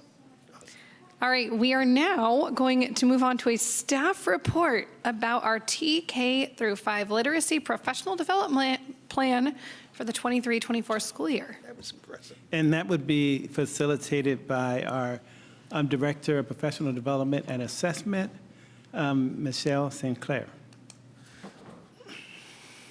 Good evening, everybody. Board President Davidson, Board Trustees, Superintendent Wells, and CBO Kim. I'm happy to be here tonight to talk to you about our professional learning plan for next year that's focused on TK through 5th grade literacy. I'm going to cover the research that, in this presentation, I'm going to cover the research that's at the root of this learning, the focus of the training, and the logistics of the plan for next year. When it's time to ask questions and answer questions, we have our reading specialists here, so I'll introduce them at the end. So I'm going to start off with a little bit around the research and the why of what we're doing here. The subject of reading and how we teach children to read has been in the media a lot lately. Since 2009, at least 26 states have passed laws intended to get schools to implement evidence-based practices, is how they term it, for teaching reading. Before I go into Albany's plan, I'm going to start with the understanding of what we mean when we say evidence-based. Okay. Some important research was conducted by John Hattie and described in his book. It's called Visible Learning for Teachers. And last year we were lucky because Dr. Wells introduced that book to us as administrators and led a book study. And we learned a lot about Hattie's research and his work to identify educational practices with the greatest impact on learning. Hattie used meta-analysis, which combines the results of multiple scientific studies that all address the same question. And a compilation of all those studies that he analyzed to show what works in schools to improve learning. And then he compiled a list of 250. I encourage you to look at those. It's really fascinating. They're linked in my presentation. So the research synthesized, 80,000 studies involving 3 million students. He used as an effect size. He uses an effect size of 0.40 as like a cutoff score for determining which has a meaningful impact on student achievement. And in the educational world, a 0.4 is considered above average for educational research. So his work highlighted several, there's 250, but just focusing on the areas around literacy, there came to be several highly effective strategies that supported literacy practices, and those practices were comprehension programs, exposure to reading, phonics instruction, repeated reading, spelling programs, vocabulary programs, and writing programs. Those all were above the 0.4 pivot point. Another really important influence on the field of literacy was the National Reading Panel, which was convened back in 1999 by Congress. And it was a 14-member panel. It consisted of teachers, administrators, and then educational researchers. They were asked to evaluate existing research and evidence and to figure out the best ways to teach kids to read. They reviewed reading research. They were asked to determine the most effective evidence-based methods, to recommend ways of getting this information into schools, to suggest a plan for additional work moving forward. The panel then identified 5 key concepts at the core of every effective reading instructional program. Phonemic awareness, phonics, fluency, vocabulary, and comprehension. And then since that happened, those 5 have been now known as the pillars of early literacy. So you hear that a lot around. I'll go into each one a little bit deeper. So phonemic awareness, these are kind of, they make sense to what we know about reading. So phonemic awareness is the ability to identify different sounds that make up speech and to match those sounds to letters of the alphabet, right? It's a hearing part. Phonics is the ability to break words down into sounds and syllables and connect words on paper with words that they are familiar to them, and it's like breaking down and decoding words. Fluency is the ability to read accurately and quickly so the reader can concentrate on the meaning of the text and not just focusing on one word at a time.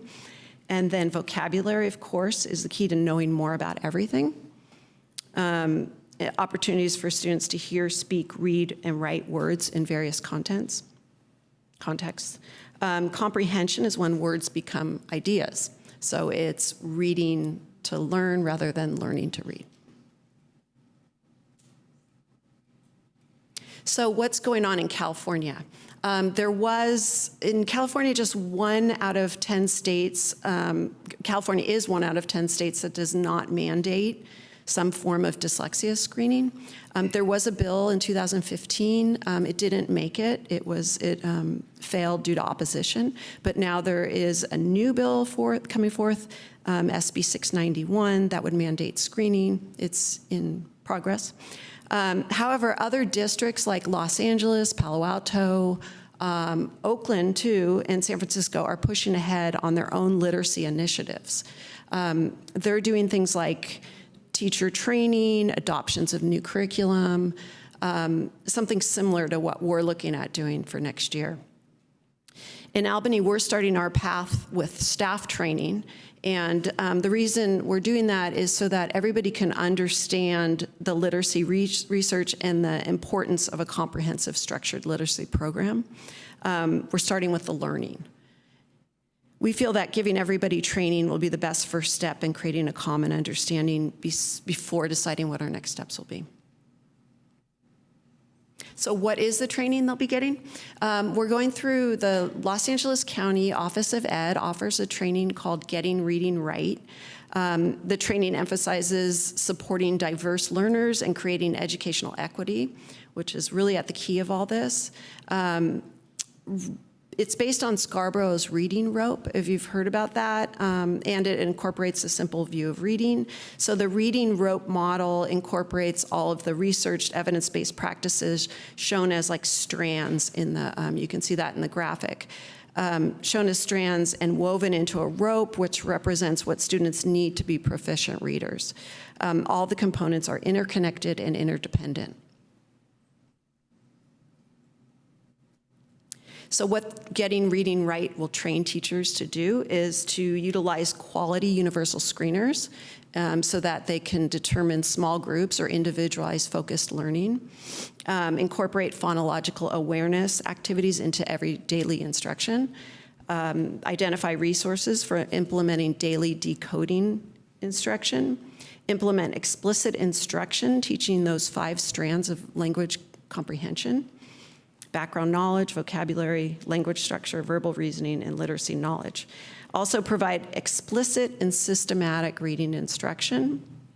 And then how to more effectively use our currently adopted curriculum that we have now to identify existing gaps in that and determine how we use the curriculum to teach the way we need to. So who and when? It's going to be all K-5 teachers, intervention teachers, ELD teachers, special education staff, librarians, other specialists, and administrators. It's 10 sessions, and it'll start in August, and it'll go all throughout the year, all the way till April. We're going to use our staff development days and our collaboration days, and it's great because I've said this a lot of times before, but we now have those collaboration days back during the year, so we can do morning sessions and then we can debrief as staff in the afternoon. So we're seeing it as a huge opportunity. We also will be training our paraeducators. That it will be more job specific for them, and the Getting Read and Write program offers us materials to do that. And then the administrators have the option of joining a reading collaborative, which is really great, with other administrators in the state. This page is just with some resources, and I included those in the documents. Getting Read and Write program flyer, and then there's a whole scope and sequence of what every session will be. So it's pretty interesting and valuable. And that is it for me, so I'm ready for questions or comments. And let me introduce the reading specialists. So Julie Busking is Marin Reading Specialist, Stephanie Van Zerber is Ocean View, and Lisa Ta is from Cornell. So they can, I want to say that they're really the experts. They have done a lot of studying of this, and they also work with students every day, and that there's no such experience that matches that, in my opinion. Okay. All right, board. Questions or comments? All right, Vice President Boyd. Thank you very much for this presentation. It's really informative and exciting that we're moving in this direction. So I had two questions. One of them is for the Getting Reading Right, I guess like professional development that's going to be happening, which sounds really wonderful. Is it, with the substance that is a part of that program, do you feel like it's, and maybe this is a question for our other experts who are here, but do you feel like it's pretty well aligned with like the current curriculum, like, or is it yeah, hopefully that question makes sense. Yeah, it's a really good question. That's tricky because our current curriculum is units of study with Lucy Calkins, and that's gotten a lot of bad publicity lately. We are looking at, the presenters actually are familiar, they've worked with districts who use this curriculum, and so they what they've told us is that they're gonna help us to figure out ways to use the curriculum with incorporating other methods and other tools and resources. Yeah. Thank you, that's helpful. And then this one might be like a little bit outside the scope, in which case just tell me, but and it's kind of related. The current curriculum that we have, is it possible to make a statement on how closely that's aligned to like the 5 pillars sort of focus that you talked about? Or yeah, I'm gonna have, yeah, you want to do it? Come on, Julie can do this. But you have to come up to the microphone and talk. Sorry, you have to be all in the mix up here. Yep, and I need Julie to do it. The one with. Let's see if that one's working. I think earlier you need to turn it on. Yep. Why don't you just come here? Okay. We had a superstar earlier at that one, so, okay. Okay. So the pillars are sort of also incorporated into this reading rope model. And what we have in our current curriculum, the Lucy Calkins units of study, does not really have any pieces for this section of the rope here. The word recognition section is almost entirely lacking. We do have other curriculum that we have purchased that does cover those strands, but not the units of study curriculum. And so we have some primary grade curriculum that covers those strands, and typically that portion of that aspect of reading is, it's finite, right? Once you know the code, you know the code. So you don't typically need that through all of your years. We as interventionists come in for the older students who didn't get that foundation, but that's typically covered mostly in K2. And I mean, there are things that can grow in that way, but mostly. And then in terms of language comprehension, the current curriculum has some stuff around literacy knowledge and verbal reasoning. It really doesn't have anything under language structures, vocabulary, or building background knowledge. So those are some gaps that we're aware of at this time. And let me just add a really important part to this. When you're talking about curriculum, you're really starting with your state standards. And then the core textbooks, which they call curriculum, is really not the only thing you should be reading. You should be using supplemental materials to fill those holes that was just described. So you just don't use one piece of a core material, but you use that piece and other supplementals so that you make sure you don't have any holes in your teaching and learning. And so that's important to note. And I feel like I need to add to that, we are incorporating other materials currently. We've purchased SIPs, and we have some other programs too that are added on foundations. I'm sorry, I realized I forgot one question. Are we screening for dyslexia universally, like in our district? We are using the FastBridge screener, and the early literacy is the test that we use that does screen for dyslexia. Thank you. Trustee Rosenbaum? Yeah, I mean, I like hearing about, we're trying to fill the gaps, and, I live with a person who has her PhD from UC Berkeley in cognition and literacy, so I get to hear all the good stuff and the bad stuff, and it's not my field. But as long as we put in the parts and just don't stick just to phonics. Absolutely. And I like that, because I'm looking at the Getting Reading Right, which I haven't looked at before. I know it's right here in front of me. So it's basically phonics-based, but we are supplementing that with the comprehensive programs that we've been talking about. Yeah. But their training is more than phonics. It's Yeah, much I more see than that. phonics, yeah. I read 2 pages so far. And then the other piece of curriculum is that there's not a lot out there right now. The state is a little bit behind, and so there's not, like normally the state will have an adoption, a state-approved adoption list. There is nothing right now. And our presenters made that clear for us, so they're going to help us with that. Great. So this is, are you good? I don't really have a question. I just had appreciation for our interventionist splash. I can't talk. Sorry, guys, working on a fever. So,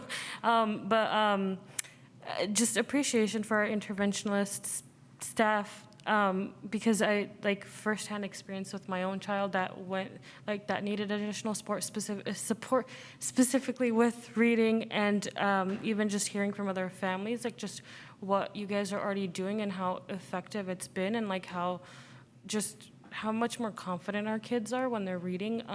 Just wanted to appreciate that, and just for the record, note that it's working for our kids. And I appreciate your comments that you made, Michelle, about how different districts are doing different things, but we're looking at what works best for us and trying things out before rushing towards certain things. So I really appreciate that we're looking at what is currently already working and what we can do better. And I really appreciate the effort that's going into this. You guys are awesome. Thank you. So that helped me a lot, actually, because what I wanted to clarify was, so we're not changing anything that we're doing right now. We're going to keep using the Lucy Calkins units of study and supplementing with foundations and SIPs, but we're now sort of training our staff as the first step in knowing these 5 pillars really well, and then kind of looking at what we're doing and maybe reworking or sticking with, or we're not sure. Okay, so we're sort of still in that exploratory. That's really helpful to understand. Yeah, and I think as we relate this to MTSS, we really want to build up our Tier 1 instruction, and that our teachers are experts on reading too, right?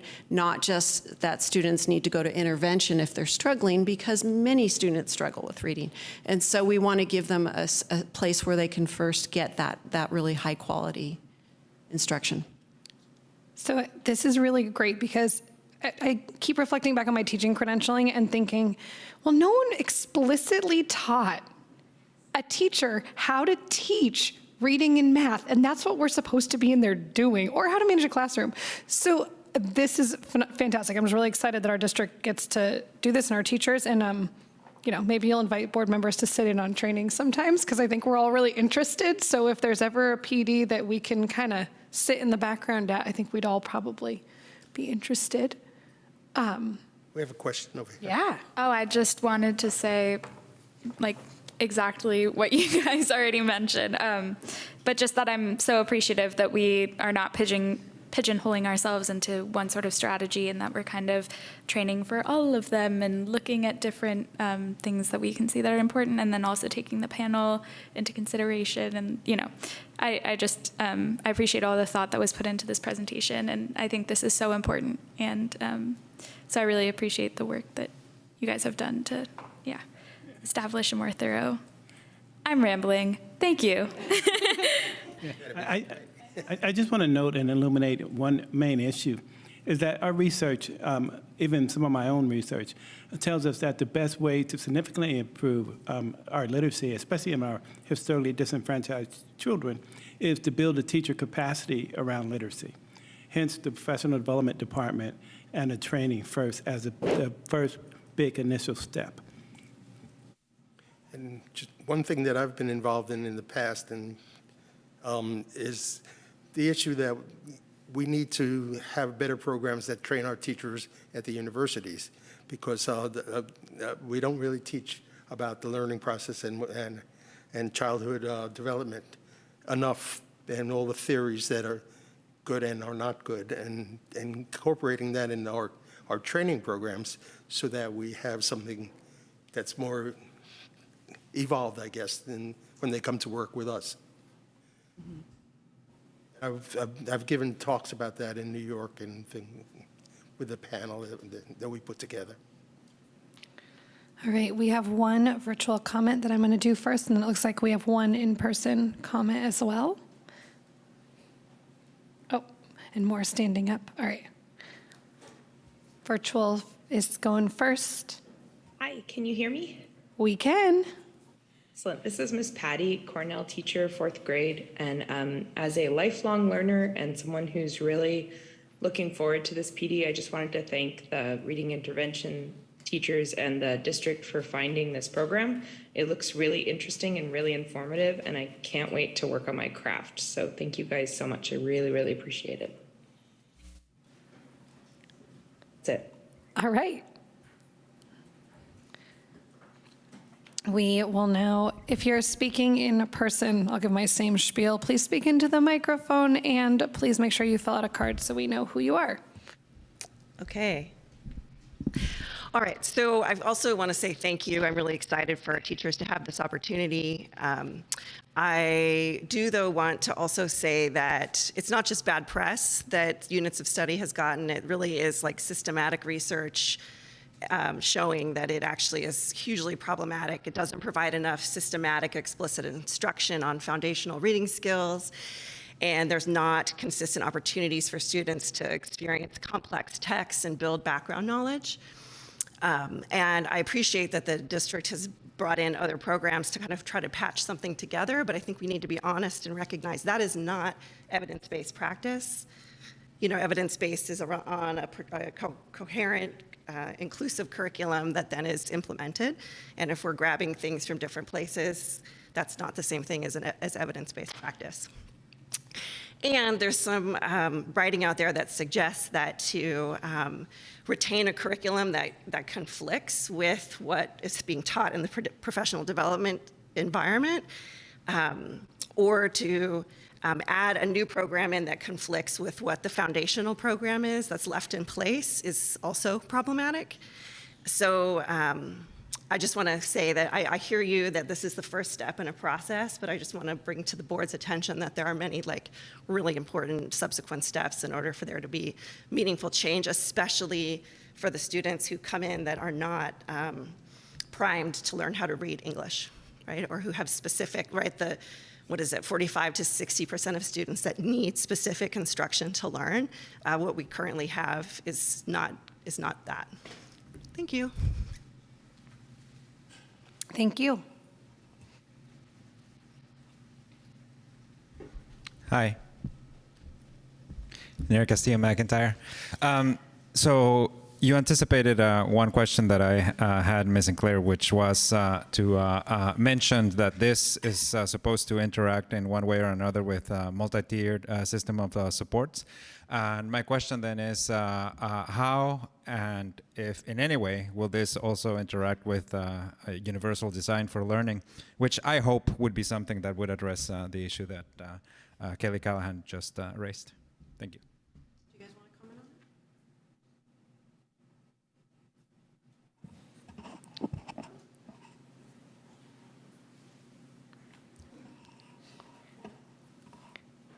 All right, so we're waiting to see if we're going to have reading specialist or Director Sinclair respond. I want them to respond. All right. I think that the main thing that we're looking at with this, as we talked about, and Dr. Wells mentions, the building the staff training and understanding, so that all teachers have a deeper knowledge of the process that the brain goes through when learning to read, and then the Tier 1 instruction is going to be strengthened, and I think in terms of universal design, I mean, that's also evidence-based practice, right? So if you're wanting to make sure that it's inclusive for all students, first you need to understand what it is that students need in order to learn, and then you can use those practices. I hope that, I'm not sure like the specifics of the question, but that's how I see that connection there. I'd also add that we're talking about explicit instruction, which I think is really important for universal design. I feel like we're leaving a lot of, when we don't do explicit instruction and we assume that students are learning, we're leaving a lot of kids behind.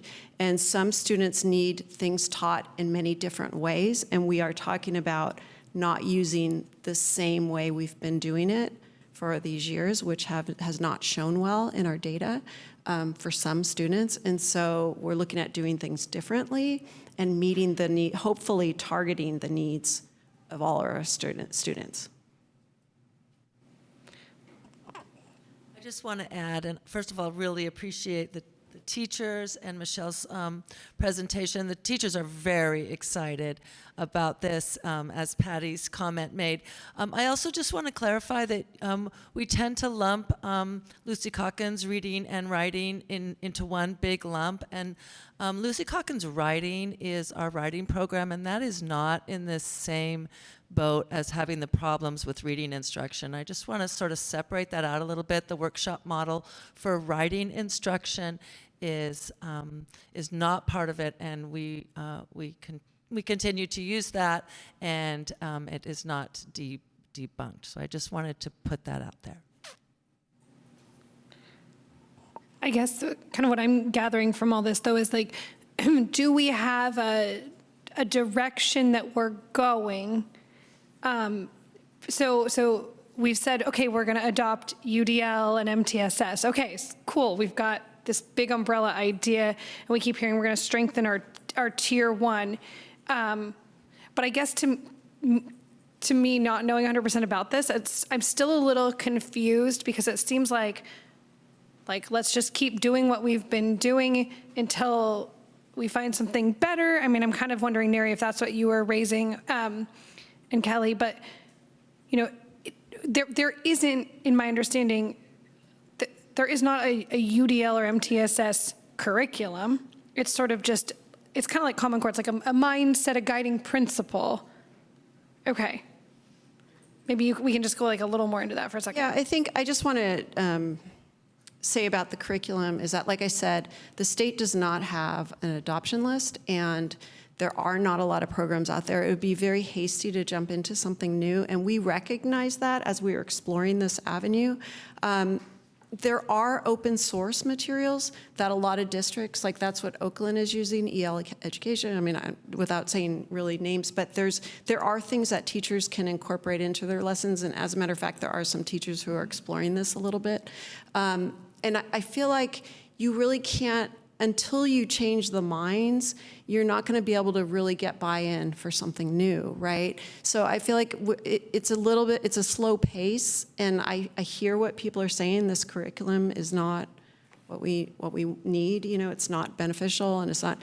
We know that, but we do feel like we need to take this. We need to get everybody on board, and this is our way of doing that. Is that just to get everybody in and understanding what we have been learning during this time.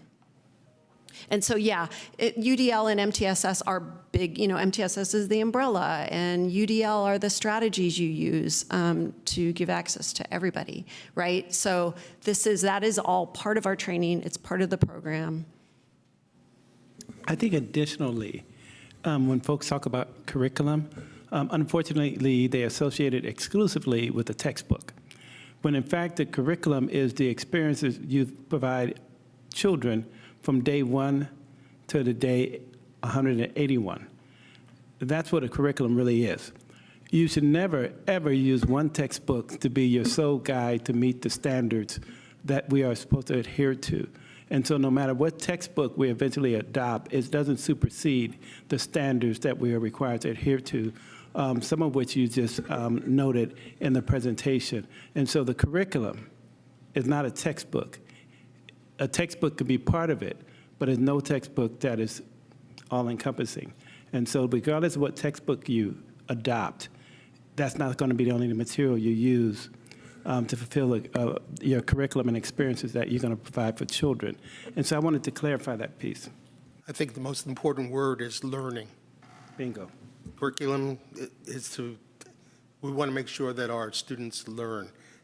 Students learn in all different ways, and we have to find ways to meet each way because children develop at different rates. They develop differently, so we need to make sure that we're talking about learning, and curriculum feeds that learning. Textbooks are just a book. Just one additional comment. I had the privilege of getting to look at an article actually that was very much on point here that a friend forwarded to me, and I just wanted to share some of the key points because I feel like it really is totally aligned with what we're doing right now, and kind of a couple sort of future things too. And the article was suggesting that a way that we set up our teachers and our students for success here is that we start with the why, which is giving teachers training in the science of reading, and so they understand like what we're doing and why we're doing it. Then we move into the what, which was adopting a coherent literacy curriculum, understanding that that doesn't mean one thing, so that teachers, have a roadmap to follow and aren't kind of having to cobble together all this stuff individually without support, which it sounds like as you are working on this throughout, that you're going to be looking at how to supplement what we have, and hopefully we'll be getting to support for our teachers, and you'll be providing that. So that no one's left alone doing that. And then the how was to continue to have professional development and support and coaching ongoing so that teachers feel supported as they're implementing these sort of new ideas. And so I just appreciated the article. It really clarified certain things for me, and I feel like it's well aligned with what we're doing now. Please forward that to all of us. That put it all into perfect bullet points. I will be happy to, and I will thank Kelly Callahan for sending it to me. Wonderful. Thank you. Okay. I'm not seeing. I'm sorry, one last right thing. ahead. Just a full disclosure here. One of the things we talk about when we're grappling with how we're going to roll out a literacy plan is that we are going to eventually have to move from an antiquated system that we currently in some arenas we're currently still engaged in, and evolve from the reading specialists into reading coaches. Because when you start talking about MTSS and UDL, it's not separate, it's all together. And so in order to get the maximum capacity in terms of a teacher skill set in the area of literacy, you have to have ongoing coaching and time to reflect, so that we can improve our practices. That makes a difference in when you talk about closing the achievement gap, moving the needle. And that's the only way you begin to do that. But so I just wanted to let you know in terms of what's coming down the pipe, I might be letting the cat out the bag, but so be it. But that's where we have to evolve to. And it's interesting you read that article, but it's right on point.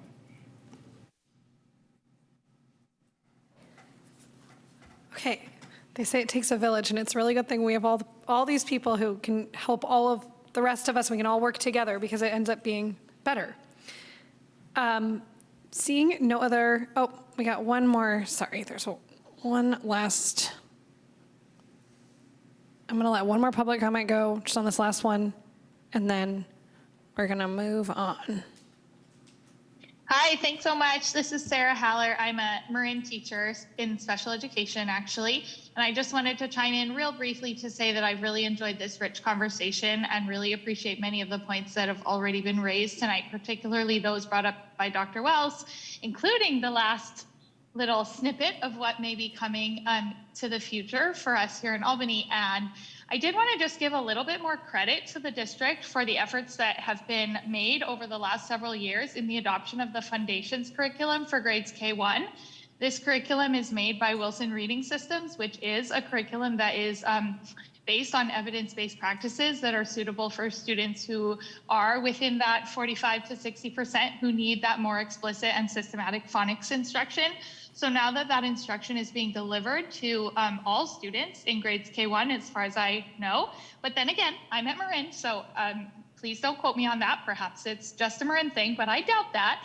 I think we're definitely stepping in the right direction. And while I 100% also want to echo what Dr. Wells also stated tonight, that a curriculum is some set of the experiences and exposures and opportunities that we give our students from day one to day 181. I just want to say I agree. You know, there isn't a one system that is going to meet all the needs of all the students at all times. And one of the words that I would like to add to the conversation tonight, and I'll end here, is the idea that in order to be able to meet more student needs more of the time, I believe that another buzzword that I would love to hear being spoken about more regularly is the idea of providing differentiated learning opportunities that can really be more specifically tailored to the unique portions of that reading rope that individual students need. Thank you again for this wonderful presentation and to all those involved. All right. Seeing no other public comment and no other board comments, we appreciate that presentation very much and all the work that you're all doing. Look forward to hearing more. Okay, we are now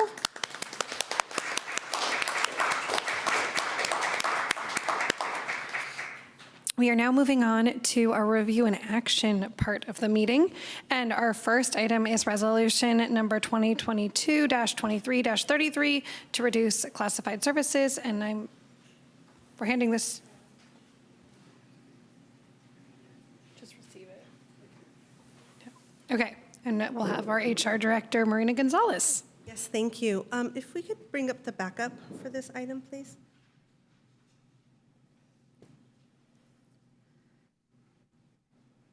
Thank you so much. So this is sort of a part two to a recommendation that you saw earlier in a couple months ago on February 28th. We brought the resolution as a recommendation first, which is required by law for us to bring it forward and serve notice to employees who might be affected by the layoff by March 15th. So there's a little bit of background here as to why we're needing to do this. First, I want to acknowledge, though, that layoffs are never easy. We grew this program when there was a need for more childcare services all day long, and now it's time to reduce it back down to its former schedule. And even when we know all along that this is coming, when it gets here, it's really hard, and it's hard on folks who are affected, and it's hard on us, too. So a little bit of background. Back when we started building elementary schools, Ocean View and Marin, of course, like we know, there were a lot of constraints, space constraints. And so there wasn't enough space for us to have full-day kindergarten or extended day kindergarten like we had. So we had to move to an AM-PM model, which meant, we were going to have an AM class, and then they would share a classroom with their PM friends. And what that meant was a shorter day for students, and then that was going to impact families. And so the board at that time asked the district to grow the ACC program, the Albany Children's Center program, to provide all-day childcare so that our PM folks could have access to childcare in the morning and vice versa. And so that meant we added classrooms, we added FTE, and we provided all-day childcare.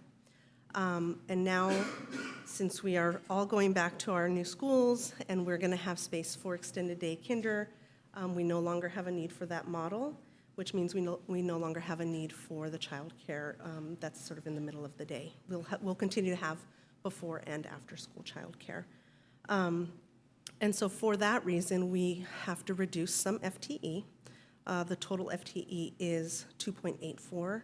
But really, it's not, it's not almost 3 people. It's fractions. It's a lot of part-time FTE.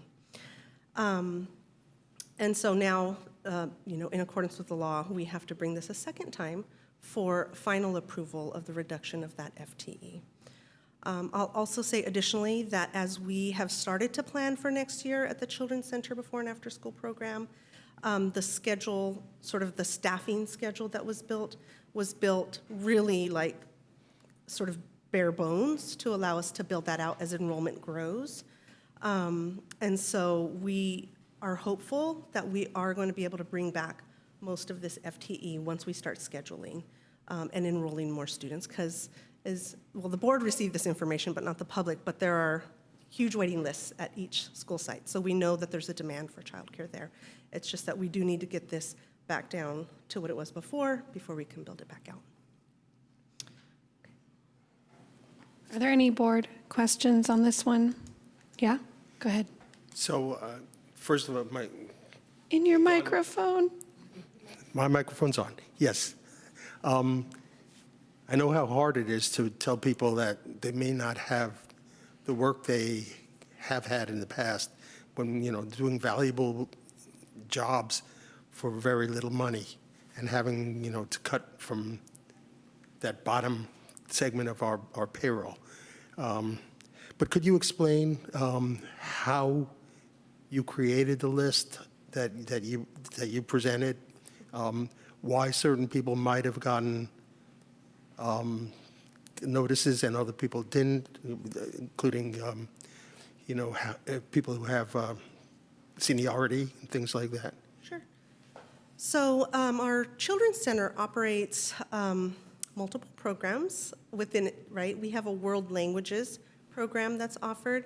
So at Marin Elementary, for instance, they have Spanish that they teach, Spanish enrichment, Spanish immersion.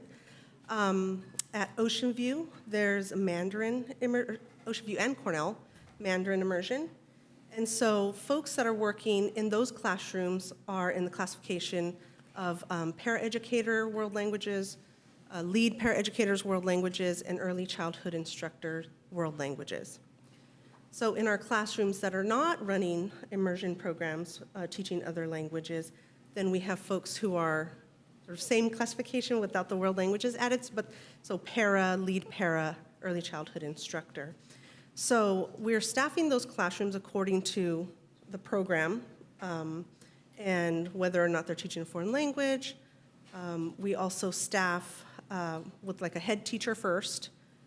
Sometimes it's another bargaining unit, but an ACC teacher, or it might be an early childhood instructor. Then we also have a lead para and then para. I mentioned that we sort of built the schedule bare bones, so we're staffing ratios of 14:1, which the program requires, with about 42 students in each classroom, with the expectation that we know that that tends to vary and grow a little bit. So seniority is what we use to determine which persons really will be the affected member when we're reducing the FTE.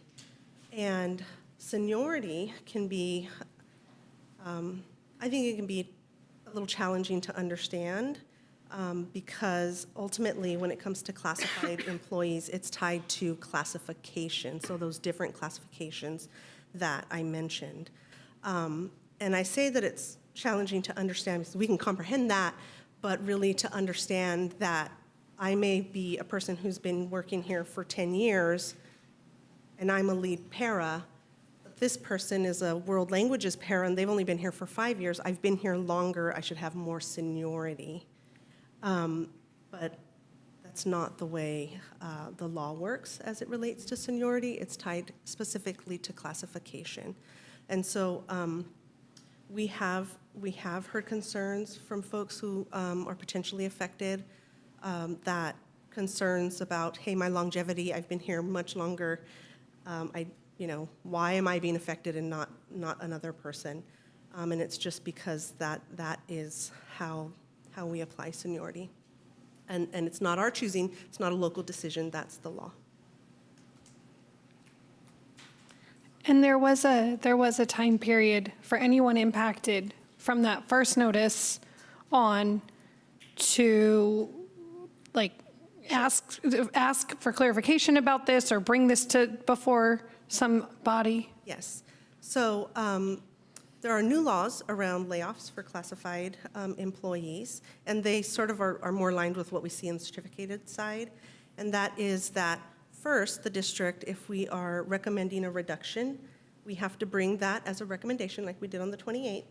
We have to identify the possible affected employees, and we have to notice them by March 15th that they could possibly be on the receiving end of a layoff. And then individuals have a certain amount of time to request a hearing so that paperwork is included in their notice that they receive. And so if an individual requests a hearing, that hearing then is heard before the Office of Administrative Hearings, and they determine whether or not they believe, that the district's seniority list is accurate or not. And so we didn't have any requests for hearings. So we're we had confident. only 0 requests. Correct. So we are confident that this is the list, and these are the affected individuals. We will do everything we can to get FTE back to anybody because we want to keep people in our district who are working in our district. So this is kind of like we need to do this now, like you said, so that we can build back up. Okay. Are there any other board questions or comments? Okay. If there's any public comment, you approach the podium and line up, please, or raise your hand if you're in the virtual audience and you need to speak into the microphone, and then make sure that you've filled out a card at the back table so that we have record of that. And you have 2 minutes. Good evening, all. I think some of you guys you know me. Your kids was my student, Veronica and Melissa. I'm speaking for Mojgan and myself, Shadi Hajian, Mojgan Nourouzi. We are 2 of the ACC employees who are getting letters that you are voting to approve. We feel that our hours being reduced have not been done correctly with CSES seniority list. We have been in contact with Marina Gonzalez to resolve this or provide the rationale to help us understand why our hours are being reduced versus others with less seniority. We would like the board not to vote on this until our situation is resolved. Thank you for your consideration. Also, I want to add, some people, they didn't reduce even though they just hired 4 or 3 years ago. They did not reduce, and it's not fair. We just after fairness and justice. I do not want anybody's job, and I don't want to bring anybody down. I just want my fair justice. That's all. Thank you so much for your consideration. Sorry, we're just looking for the fairness. Recently, I received the seniority list, and I see my position is not correct in the seniority list. Because from July 2021, I got 2 positions, lead para and para educator, but in the list just mentioned as a para education from 2018. So this list is not accurate for me because obviously on my paycheck, they mentioned 2 positions, 3 hours para and 4.5 hours lead para. But in the seniority list, they didn't mention lead para education. Thank you so much. Marina Gonzalez, could it be that because of in the letter, we're just reducing hours under that 1 position? Correct. Okay, so the letter is only referencing the position that you hold that we're reducing the hours under. So we're not reducing hours under both of your positions, only under one of the positions, which is why it's mentioned in the letter. So in what we understand as a board is that the seniority is based within each little classification. So someone may have been hired after you within the district, but we're not reducing hours in their classification right now. And so it's only based in certain ones, and that's why it feels confusing. But am I understanding that correctly? That's correct. Okay. In addition to that, a proper recourse for this action is through the grievance process as spelled out in the contract with the union. So that's the best approach to have this addressed, is through the grievance process, and that where you have resolution and clarity. Just wanted to put that out as a reminder. Okay, we have one more. So we still have an opportunity to go through a grievance process with your union, because from what my understanding is the same as yours, and that because of the law and because of the possibility that we can't keep all these positions, although my wish is that everybody would still have as much of a job as they need to have to survive. But since it's the law and we have to do this, I think you still have an opportunity to grieve through your union, and whatever process that is, I think that's all that's left to you right now. But I think because the board has an obligation to act on what's best for the district and for our students, we're going to have to vote on this. We have one more public comment, and then we'll go ahead. Hi, everyone. Good evening, Sarah, again.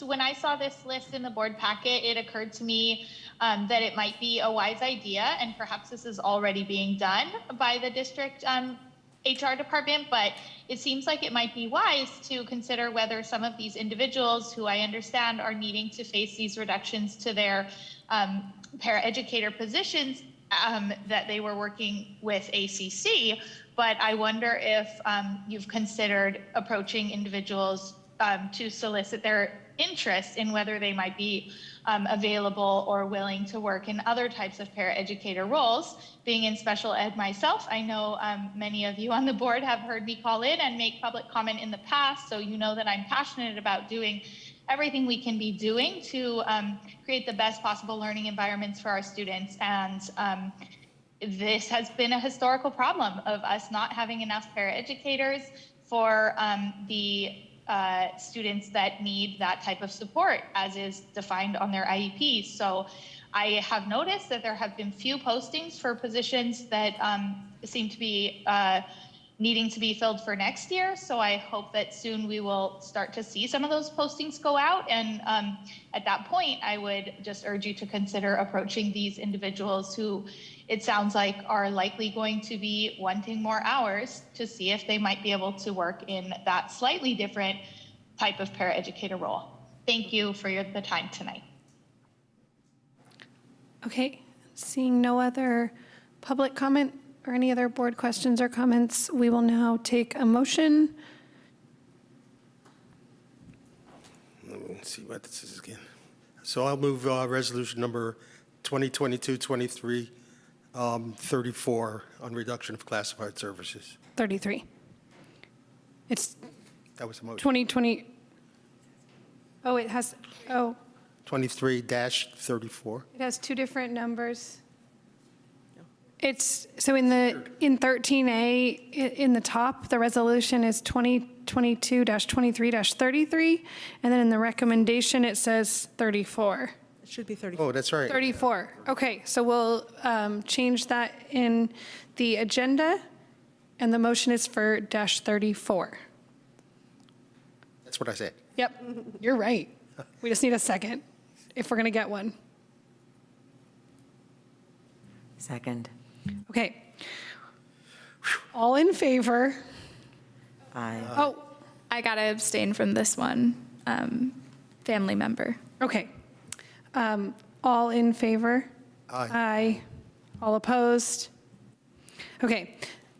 The resolution passes unanimously, and we'd really like to encourage you to please look at other areas. We're going to take a very quick recess here, and we will be right back.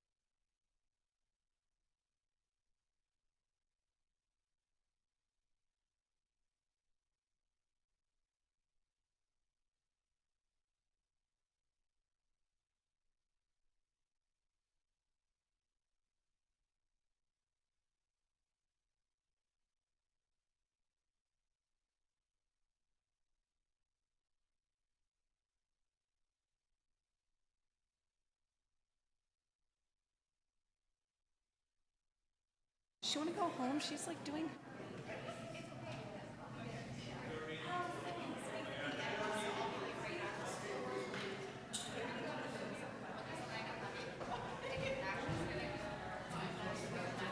Testing All right. 1 2, testing 1 2. We're coming back to order, Alice and Dana, if you're out there. Anybody else who's coming for this item, we're going to resume. All right, we are back from our recess. We are now going to discuss the district office relocation plan. And I'm going to turn this over to, I'm sorry, we're not going to discuss. We've had our discussion around it. We are now on our review and action item.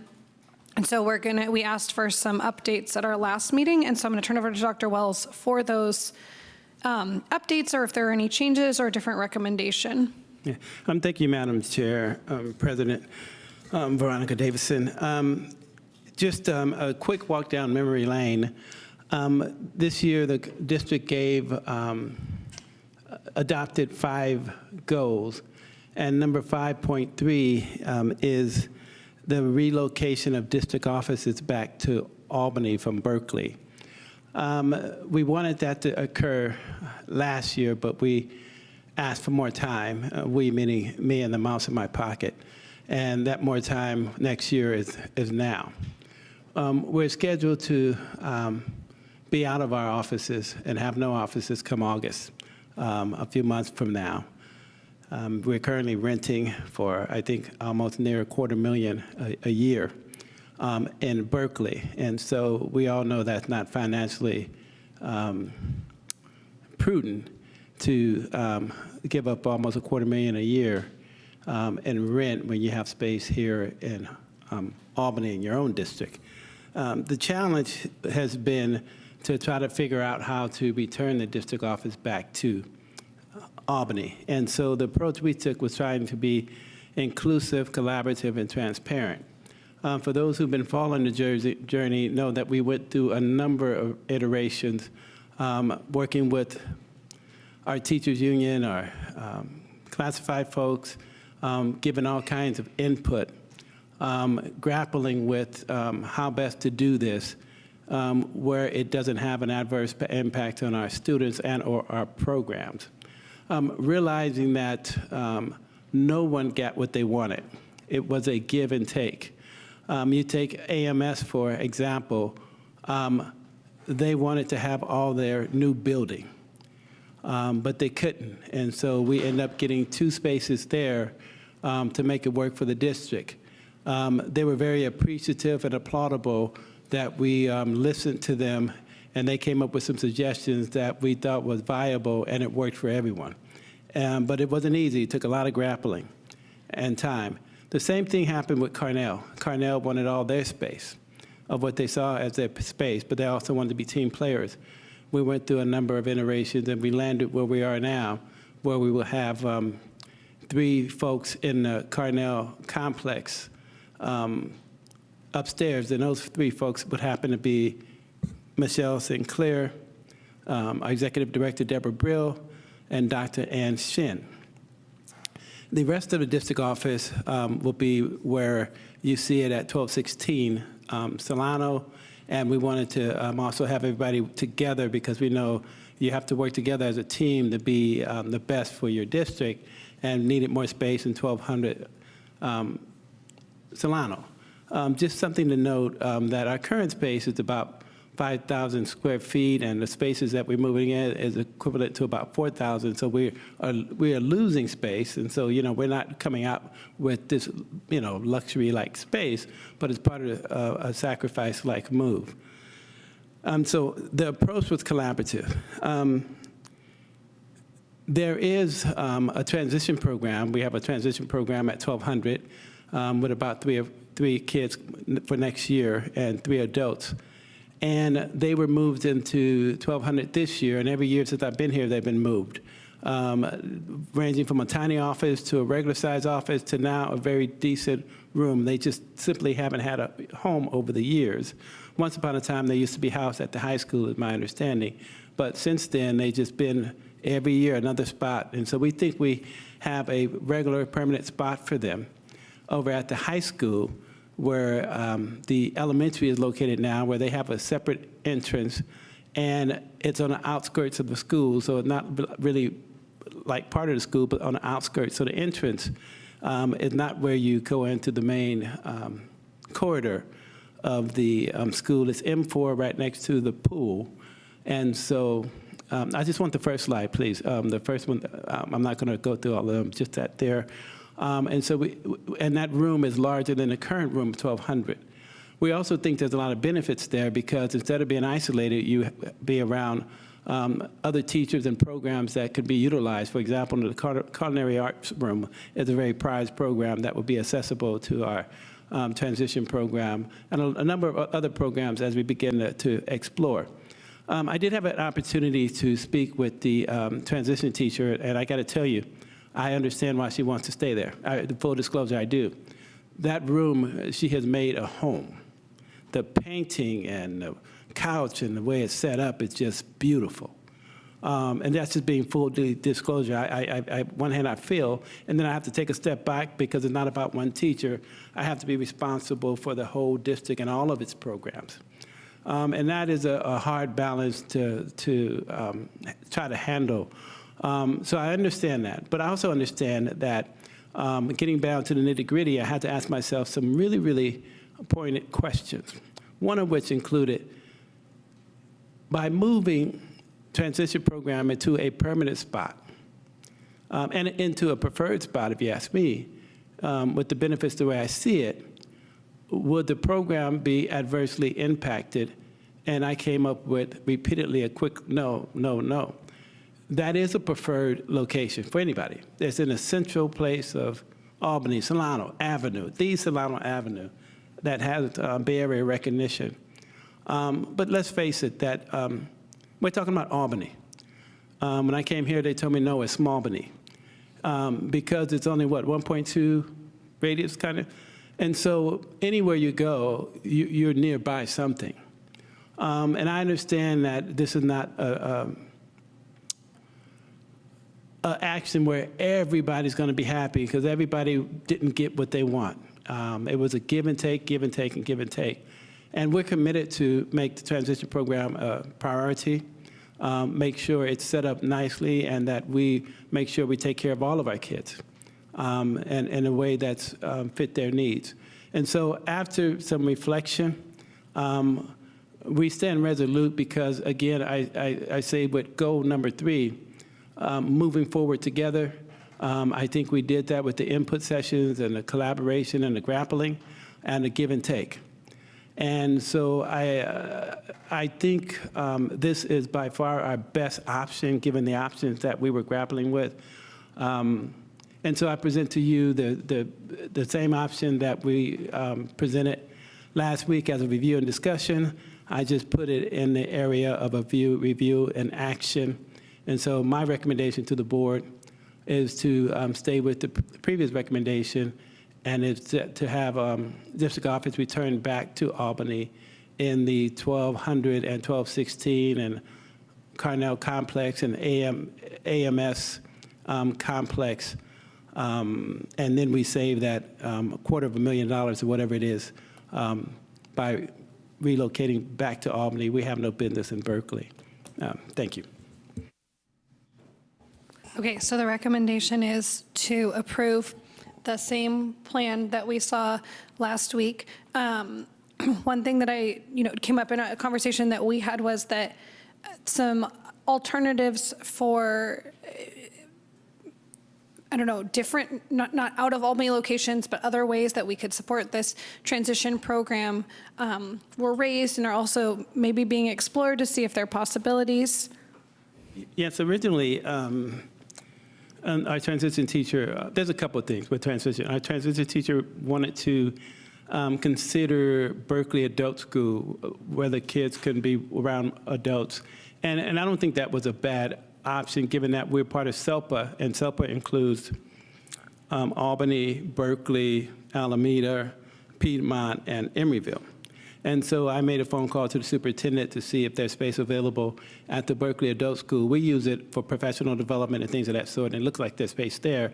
So I should know something about next week. And then I think the teacher had a different ideal about moving forward to Berkeley, but I still want to explore that because it's important that people are heard and you consider options and possibilities. So that was a possibility that we're considering, and it may be an option. Nothing but, yeah, yes. Yes, yes, exactly. Well, I think it's just for like. But it's important to keep an open mind and try to see what works, because I won't pretend like I know everything, and moving is not where I have my expertise. Yeah. So, this is a tough one. You know, I know that all of us have been thinking about that, reading emails and all the things that have been said about the location, but I have a lot of respect for that. My last employment full-time with the school district was in 2017. The transition program at that time was in a classroom in the art school. At high school. Which is really mixed in the high school, a lot more than it's important what I'm talking about. Now, I was a temporary interim principal at that time. And I've spent a number of days in that room with the students. Some of them are neighbors and working. I didn't personally see any problems with the interactions between those students and the students on the campus. So as a person, I tend to spend time out of the office and on campus and talking to students. So my personal experience with the transition program on the campus was a good one. I also was part of the development process for the portables, one of which is the one we're talking about before. Those are really nice. You know, they're ecologically great, nice space. That one it happens to be located in a place where it doesn't have to mix with them. Oh, turned off? Oh, gosh. You can. I talk loud. I was a teacher for a long time. I don't need these. Here's the problem that we're running into though, because I can watch it happening on our screen, is we've got people turning on like closed captioning and things like that. So I don't think it's an in the room issue. It's I the understand. telecasting. Thank you. Oh, I agree with you. Oh, thank you. So, yeah, my light's on now. My partner here, who always turns on things for me, is not feeling that way. So I'm hoping that people could hear what I said. Could you all hear what I said? Okay. So I apologize for that. So I think, you know, in my own thinking about this, I mean, I can't think of a solution that will work any better. And the only thing I've ever thought of, well, I was working at Albany High when we made the first proposal to build on Solano Avenue. And that came mostly from the staff at the high school. I still wish that had happened because yeah, exactly. Well, we could always bring it back. Yeah, that was my voice wasn't loud enough. Well, we heard it was parking, and now that's right. changed. So we'll keep the conversation going at different times. And it flowed also with not disturbing the why. After the conversation about parking, then it's like, because I've brought it up several times a year since 2000 and something. Well, let's continue that conversation after, because if we have to disturb our district offices again, they're used to it and used to moving also. And the other thing would be where, you know, up on the hill on Jackson Street, you could possibly think of moving that as well. And I know that's another thing we looked at. But I can't really think of, you know, and I was not sure how I would vote. But I think this is the solution that we need to look at for now. And I think the transition program will be okay. or more than okay. Also, they used to work with the culinary arts program. They can again. They did a lot of baking in 2017 and selling food to the staff, and they enjoyed it there. All right, I'm blubbering now. All right, cool. I'm gonna. Oh, it's time to go. Okay. So I'm gonna go to Trustee Khan and then Student Board Member Dina. So I have a couple of questions, comments, everything in between. I know it was stated that there won't be an impact on the program, but I feel like that's easy to say if the move hasn't happened yet because we don't know what the actual impact would be. And I feel like personally, the additional just travel time alone would add an impact to the amount of time spent on what the students would be doing on sites that they have access to just to walk away. Additionally, there was something that bothered me from the last meeting that we had. There was a public comment that stated there were individuals that were in the classroom that weren't supposed to be there. I don't know why they were there or what they were doing, but I know somebody mentioned that, they had to explain to the students that these individuals were talking about some sort of a board move. And for me, that is a concern of not only safety, but also why was a district move being discussed, or even, I don't know what they were doing, so I don't know what they did in that space, but why were there individuals talking about I'm assuming district move there when this wasn't even brought to the board yet? As a board, if we didn't even know that this was supposed to be an agenda item yet, like how is it that there's action being taken towards something that's going to be voted on? And I don't know if you want to address that now or wait for me to finish. I take one question at a time, Okay, so I don't get confused. The question is, I think, is some maintenance folks came over to the room, and you asked how is it that they're discussing it and the board's not discussing it. The things we discuss are not CIA top secret stuff. I work with staff, I work with the community, I work with the school sites about possible scenarios. And so that information get out is not a secret. And so what happened, my understanding is a maintenance person went in there and they started saying, hey, we hear the district office is supposed to be moving here. And before we even finished our proposal. And so that's how that happened. And I regret that that did happen, but it was not anything top secret. You can't, when you're being transparent with folks about possibilities. A lot of stuff is discussed prior to it going to the board in the form of a proposal, because when you're getting people input and you're being real clear and transparent with them, it was no secret that, hey, here is a scenario that we are seriously considering. I guess my specific concern is more so that why was that happening during instruction time? Because that is, our students are in the classroom. They, that just doesn't sit well with me, because I know that that's not something we would just typically do in other settings either. So it just didn't sit well with me. And I don't know if folks in the public would want to clarify on that, but that was my understanding of it based on the public comment. Yeah, I wouldn't be able to speak to the specific time folks were in there through that kind of process. I didn't explore it that much. When I got word of it, I tried to put myself in a teacher shoes. That would have been messed up, is what I was saying. So that wasn't good. May add something. I think there's two different messages actually there. Is another time is that I know our maintenance and the custodial folks were at the room to for the insurance purpose. So when we have an insurance, they come and examine our spaces. So they also came to our district office and they look at the stuff if we have enough space for walkways. So I think that also happened. So then it just got mixed information. So I am not sure what happened in the other one, but I know that when they went in, it was the classroom with the insurance, and it was in the session.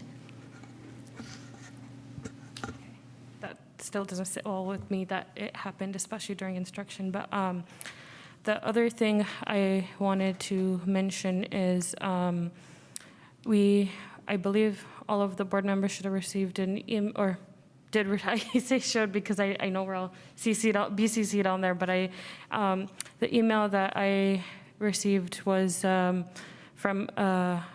somebody from the Albany Disability Squad, and I wanted to highlight 2 comments that they made in their email that I think are things that we need to consider.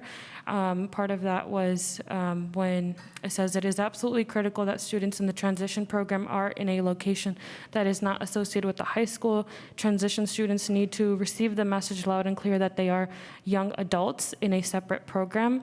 Indeed, given our society's persistent infantization of people with intellectual and developmental disabilities, this message is one that we as a community need to receive as well. Additionally, later on in the email, they also, sorry, I'm trying to find it. They also, where'd it go? Sorry, being sick and trying to read stuff at the same time is not fun. Basically, it was for the transition program to achieve its goals, the students need a separate and distinct program for young adults where they can also engage with other young adults. It is, sorry, I'm exhausted, but basically the point is, and this was a point that I was trying to make even in the last meeting, is that our students in the adult transition program are adults. Part of where you are placed, and honestly, I don't think any of the school sites would work for this, is that students need to be able to feel like they are transitioning away from one thing to another. And I think placing the students back on the high school space doesn't send that message for the students themselves. I shared my own personal experiences of how long my college journey was and the impacts it actually has on people that are in that process. And so I don't think that I think it kind of defeats the point of it being a transition program if they are still housed in the same space. So that was another point that I wanted to make. And lastly, and I haven't spoken to any of the folks that are involved, any of the instructors in the program, but I just, as I was thinking about this item, I couldn't help but reflect on some things that continue to come up in our SPED meetings, which is the fact of teacher retention, specifically in our special education department. And this move doesn't make sense to me from a perspective of teacher retention, because if we, we've noted multiple times that this program has moved from here to there, to there, to there, and I think part of teacher retention also means giving them consistency and giving them the space that they need to do what they need to do. And I think just knowing how much time and effort the teachers have put into making this space what it is right now, and just how much of an impact it's had on the students themselves. Like, to me, I feel like we can't, it feels counterintuitive to, continue doing this and it's not a positive impact for me personally. Like, it doesn't make sense from a teacher retention perspective. It doesn't make sense from a programmatic, view of like how it's going to impact the program and what they've done and what they've created for themselves.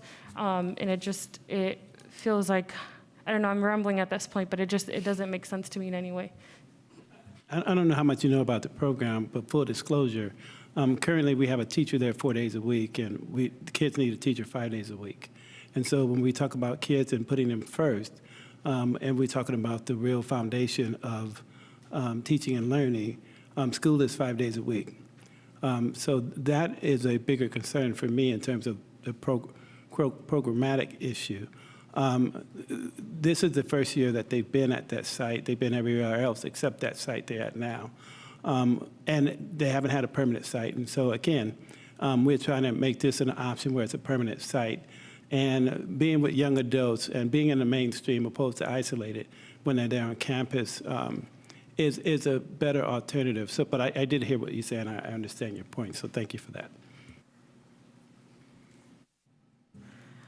Thank you. I just had one question, and I guess I'll just quickly acknowledge what I said last time, which is that I understand that this has gone through many iterations, and I very much appreciate and respect all of the different iterations that this did go through and all of the input from all of the different members of the community who gave their feedback and whose feedback was taken into account. And I also appreciate and acknowledge the fact that this isn't a win for anyone. It's everybody kind of, making compromises. So with that, I did have one question, which was wondering whether in an attempt to figure out if it were possible for the transition program to stay at 1200 Solano and trying to figure out how to fit puzzle pieces together, the one question I had was whether the district conference room could be at a different location, if that would be any sort of a parallel trade from a space standpoint. And if that would be something that would potentially be workable. It's the only thing that I came up with in moving around the puzzle pieces, so I just wanted to ask about that specifically. So I have a point of order. It is now 2 minutes to 10. Yep. We have to decide if we're going to continue the meeting and for how long, and we have to vote on that. I agree with you. So we are now looking for a motion to extend. I would hope we could get 30 minutes. I think we could make it happen in 30 minutes. I'll say 15. I have to leave at 10:15. We still have board reports and public comments, so I think we may need to go our 30 minutes. But we can try 15 and we can do another extension, and if you have to leave, then we will do that. Okay. So if we take a motion for 15 minutes, we need a second. Second. All in favor? Aye. Okay, so I'm going to move us along a little bit here. I just wanted to quickly appreciate that oh yeah. Oh no, I forgot that. Just checking for understanding. I think a question is there a way where transition could stay at 1200 and the other piece of district office find another spot? The short answer is yes. Is that the best way to provide the kind of services to a community to have a district office disjointed? That answer would be no. Okay. I have many things that I could say, but I'm just going to hold them. And we're going to move on to public comment. So if you're here with public comment, you can approach the podium. Please make sure that you filled out your card. If you're online, you can raise a hand. Because we are so late and because we already had a review and discussion on this at the last meeting, I am going to limit the public comment to 1 minute per speaker, please. Thank you. Hi, my name is Ashley. I'm the transition teacher. I'm grateful to have been invited into the conversation on April 27th with Dr. Wells. Thank you to everyone for the supportive comments from both the community and the board last meeting. I guess I'm just going to comment on a few of the things that were mentioned tonight rather than what I've prepared for 2 minutes. I did offer up our current classroom as a district conference room, which could actually hold many people beyond the hours of our program, beyond the hours from 2:30 on, since we are no longer in our classroom, and since we're out in the community for 70% of the day, could even be available to district office folks as an additional conference room. So to answer that point. We're not in isolation on Solano. We are in the community with our community members. These are adult students. I understand that there are things that we could potentially utilize at the high school, but we will not utilize those at the high school. We will cook at community cooking places. Do you see adults going back to high school to cook? I don't think so. Our students won't be doing that either. We're going to find community partners such as 18 Reasons to do cooking classes with us out in the community. Sorry, thank you so much. I'm going to move on to the next. Can I have 10 more seconds? Please. Okay, 10. The high school is not a permanent solution, so if we do end up going to the high school, that is not a long-term solution. That's something I'm willing to give a try, and it can maybe be thought of as a launching pad for us into a bigger, better future ahead. Thank you very much. Thank you. Hello, my name is Tracy Fawn. I'm an Albany resident as well as the parent of a special needs daughter who graduated from the transitions program here in Albany. Yesterday, I was walking her in her wheelchair down Solano and past the old YMCA 1200, which houses the current transitions program, and I learned that they're being moved once again. I've kept in touch with her former staff and have been astounded at how many times they've been moved over the years. When she was in transition, she was in a trailer on the grounds of the middle school track. This is a sad testament to how devalued they are, when in fact they are one of the most vulnerable populations. My daughter, when I moved to Albany, as many parents do, I moved for the schools. I was disappointed to learn that this excluded the special needs population. My daughter drowned in a sea of high schoolers when her program was at the high school. This is the proposed site for the new transitions program to move to once again. These transition students need their own space. Their space that they're at now is light, airy, beautiful, and part of the community. And I would ask you to reconsider. Thank you.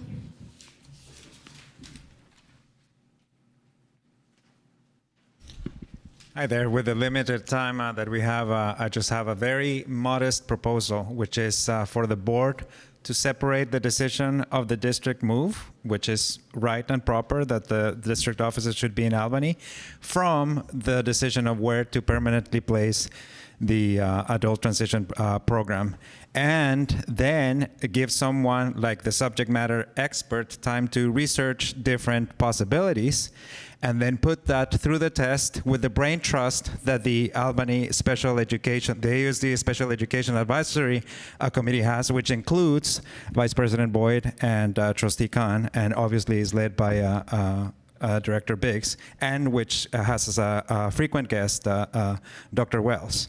And I don't see why you couldn't do that today.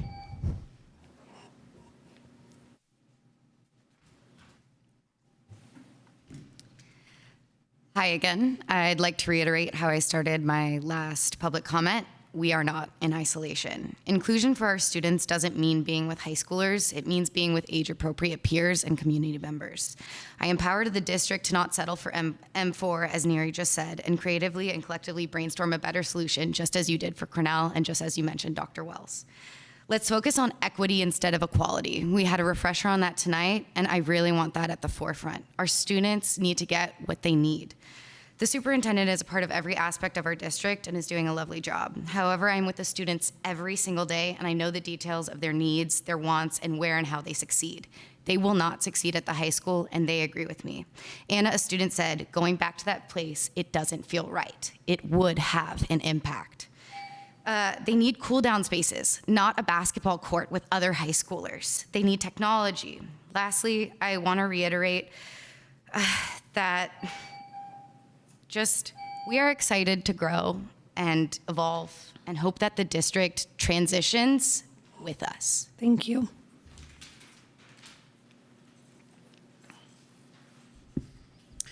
Good evening. My name is Olga Miranda. I'm a parent of a senior at Albany High School. I want to be able to just start by saying I know I'm using my time for this, but it's really insulting that even at this level, our board is giving only 1 minute to every speaker on this matter, and this happens over and over again through many boards, not just exclusive to you, but how the matter of anything having to do with students with disabilities are treated, whether they're out in the parking lot or off of Solano. I don't appreciate that the district has spent a lot of money on campaigning about diversity, celebrating the thrivingness about how all of our kids need to be able to be successful within Albany, and our families only get 1 minute to speak on this. I would ask the district and the school board members to please respect and support the program where it's at so that there's continuity. Our children need that, but they also need to be able to be part of the community. Being on Solano gives them that perspective, but also that they're being embraced by the community. Thank you.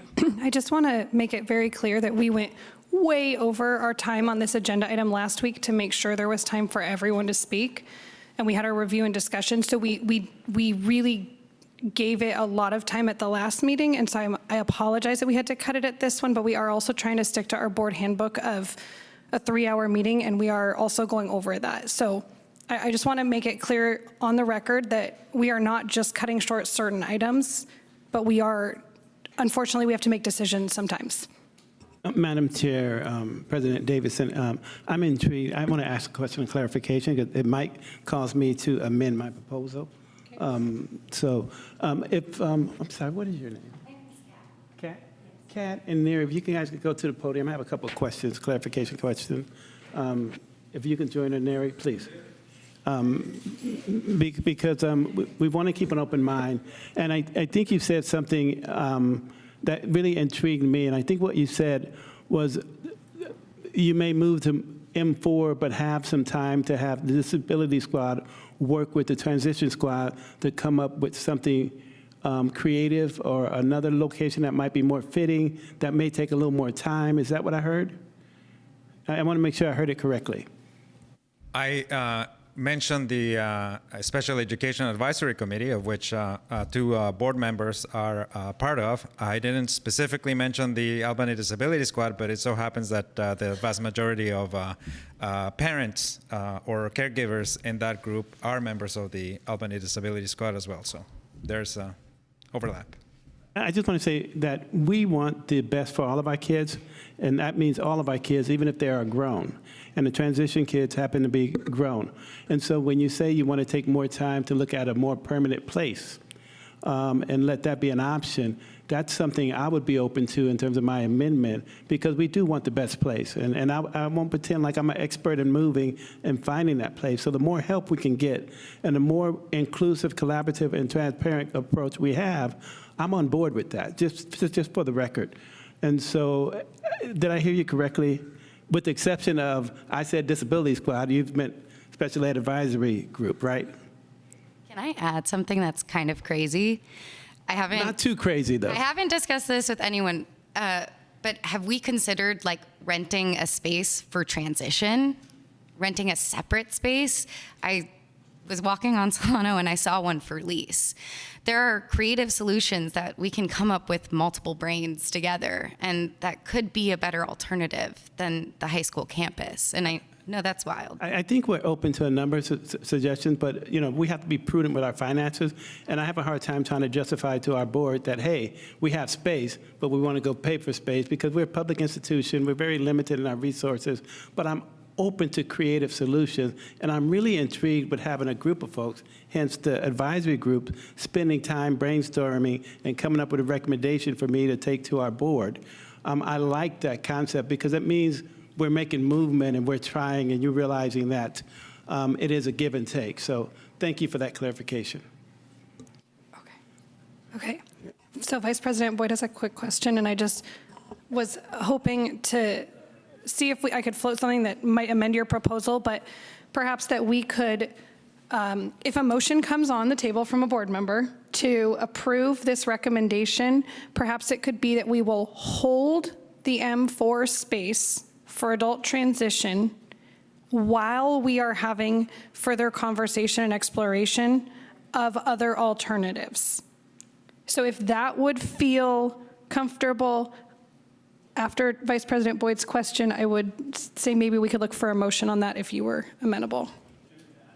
I would need to be explicitly clear, meaning that holding mean that that's where they would move to until we find a space that's more fitting and doable for them per the recommendation that would come from the advisory group. Would that be, is that clear? Did I understand that correctly? Let's have our question first and then we'll, go on. Okay. I guess I just wanted to confirm, and I'm sorry, I'm forgetting your name, the teacher of the, Ashley. Thank you. I think that you said that you offered the transition program space as a conference room starting at 2:30 after, because at 2:30 and then on, you're not using that room, correct? Thank you. I just wanted to make sure that that's amplified because that sounded like an interesting piece of information that might help this along to me. And just to clarify, though, that same space is also being proposed to become 3 district leadership offices and a conference room, or am I misunderstanding that? Are we just looking at the transition classroom as a conference room, or are we looking at it as? We're looking at it as a conference room and offices as well. And we can't do business and wait to do business after 2:30. We do it all throughout the day, meeting with parents, things of that sort, meetings with staff. So that wouldn't work for us because we would be limited to 2:30 or 3 o'clock. I think the option that they put on the table is best, but let me tell you why. Because one, they're heard, and two, they may be onto something, and three, we're being inclusive and collaborative in that approach. And that's what gets me excited. So your recommendation at this moment would be the current plan with the Special Education Advisory Committee working with the transition program and the district to look at alternative solutions. Yes, that they find more fitting. Okay. Proposal. Oops, sorry. I'm sorry, can I please just say something really quickly? My concern with that is that if we were to pass this, except for that piece, I don't know what spaces and what buildings would still be left. Like what else are we looking at besides the M4 space in the high school if we approve all the rest of the plan and so everyone goes in all the places we're talking about? That's my concern with that. And that's a good one. We don't know. A lot of this is trust, but I feel real confident because you have a group of folks who are committed to special education leading this process. That's what makes me feel better. They may come up with something that's doable, but that is a good question, and I have that as well. So we need to either vote on this now or bring it back at another time. And I think with the proviso that you put in, it makes sense. Are you making a motion? I'm making that as a motion. So your motion is to approve? Approve the district office relocation plan with the proviso that we are still continuing to look for another space for transition, although I think M4 personally would work because... We're just looking for a motion. We're just looking for a motion here, and we're going to... My motion. Got it. Okay, and then we're going to look for a second. I will second it, Probably need a roll call. and then we'll do a roll call vote. Student Trustee Dana? No. Trustee Rosenbaum? Aye. Trustee Kahn? No. Vice President Boyd? No. President Davidson? Yes. So it does not pass, although it's a deadlock because our student board member vote is advisory. So we're at a 2-2 here. Yeah. And you got 1 minute to figure it out. Can we? So if anyone has a second motion that we can carry to see if we can get this to pass in some way, then that's what we're looking for right now. Never mind. Not a second motion? No, I was gonna see if we are okay with pushing this item to the next meeting, given that we are still awaiting some information regarding the Berkeley, sorry, I'm forgetting the name, but there was another space that we're waiting to hear back from. Yeah, that was initially proposed by Mrs. Sachs, but I don't think that's on the table anymore. Is that correct? Yes, it is. Oh, it's still on the table. Okay, right. So I would feel more confident moving forward with a vote if we had that confirmed information, if that is an option or not. So I would prefer to table this item until the next. Well, so we have a motion that's deadlocked. Well, can I move to table this item until the next? Hold on, let me pull up the board handbook and see what we're supposed to do here. We're supposed to Sorry. vote on another I extension. think okay, so first we need another extension of our meeting. I move that we extend the time for the meeting by an additional 30 minutes from now. Okay. We need a second? I'll second it. Okay, all in favor? Aye. Nay? Aye. No. Okay, so we're going to be deadlocked on all of these things. Fine, aye. Have fun. Yeah. I have to go. Okay.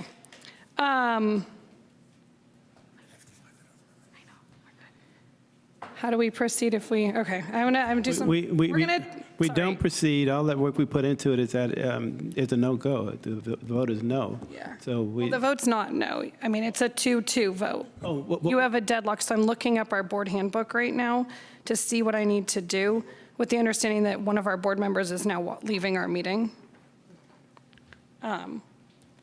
Let me ask this. The staff across the district worked so terribly hard to come up with resolutions for everything except 1,200. Will the board be willing to entertain a motion on everything else except 1,200? I'm sorry, if I'm able to respond, my concern is the same. If we approve everything except this, so when you say except 1,200, meaning, so like your office, the communication director, all that stuff is frozen, like we don't know what's going to be in 1,200. Right, but everything else that the teachers and staff who work so hard collaboratively, because that's not an issue anymore. The main issue that we're talking about is 1,200, the transition program. So if transition program is the only issue, let's not halt the other stuff that's not an issue. We already have agreement on that. That's what I'm asking. That way we have something. We can start moving. I don't have a problem with that. So we're just looking, if someone wants to make a motion on that, we can do that. So it would be accepting the proposal as is with the exception of 1,200 to stay put, no action, something like that. I so move. I'll second. Allison Dana says, I so move. Second from, okay, Trustee Khan. Roll call vote, please. Student Trustee Dana? Yes. Trustee Khan? Yes. Vice President Boyd? Yes. President Davidson? Yes.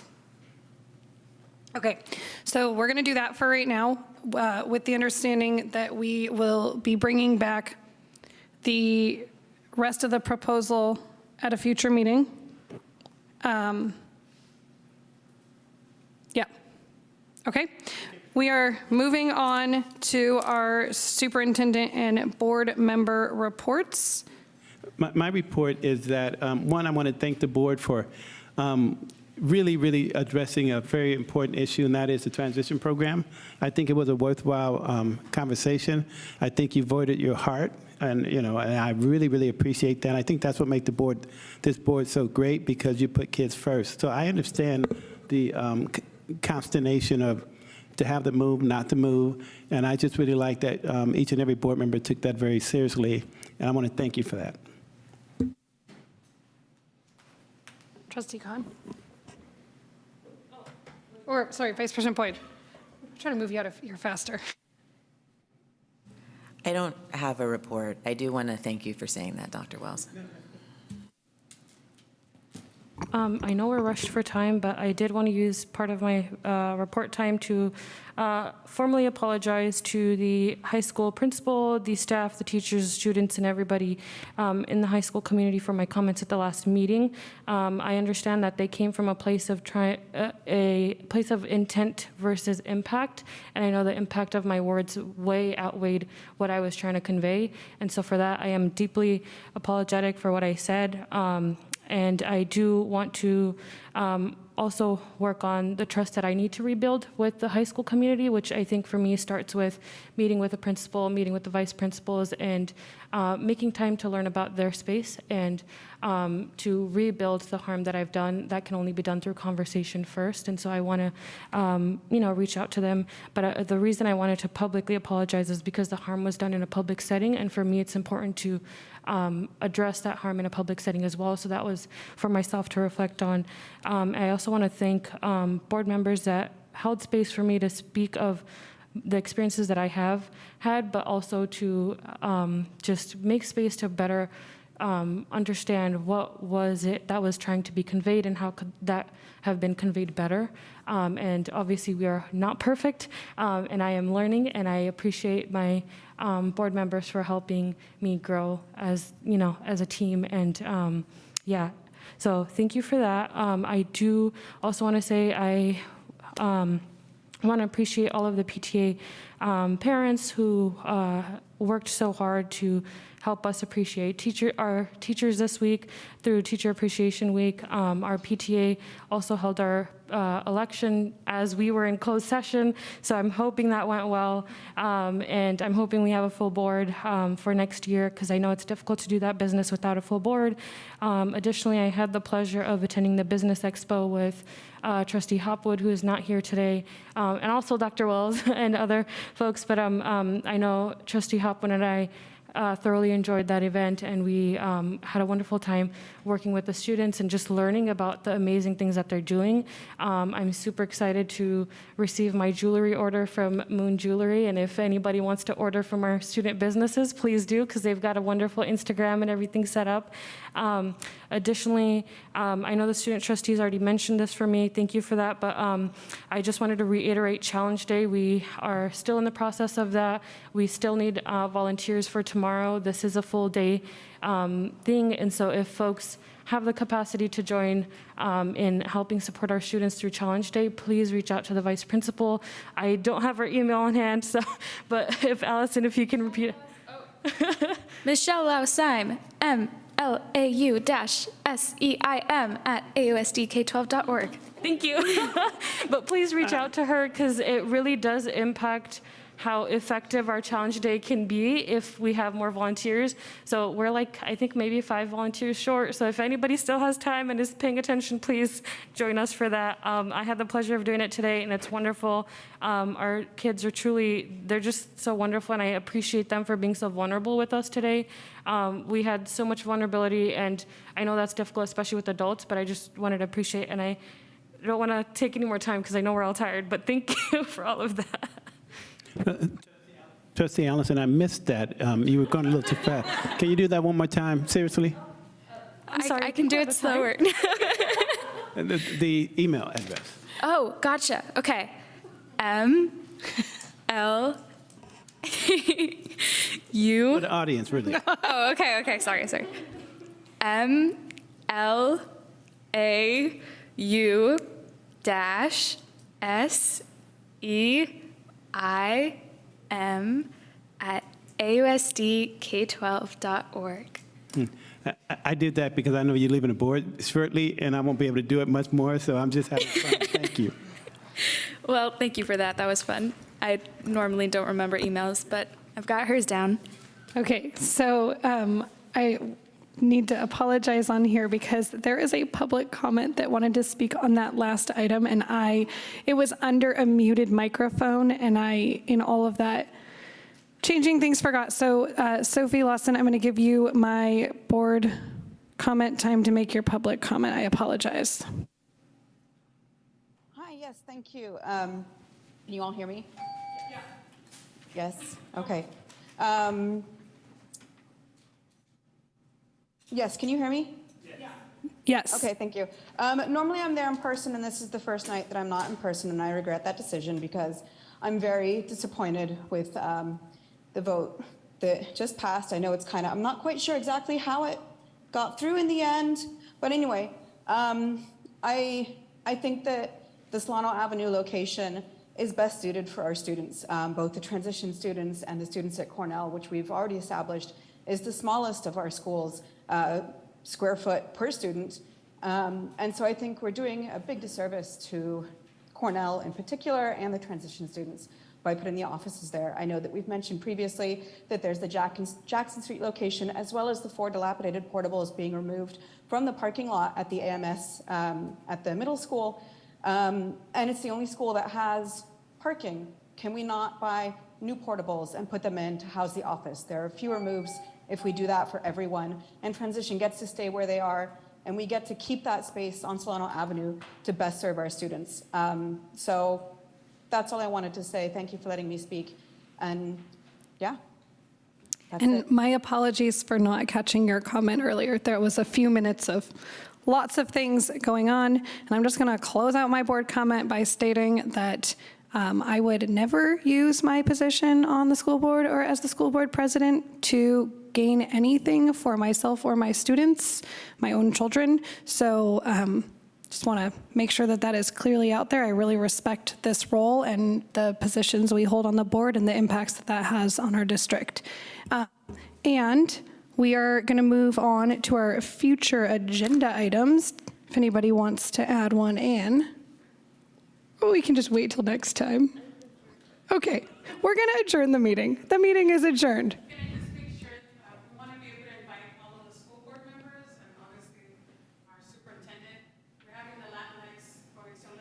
Oh, I said that earlier.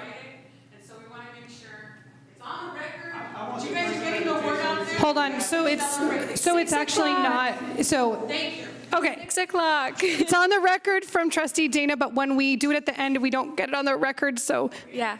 We're gonna, we would love to come. Guys, come please.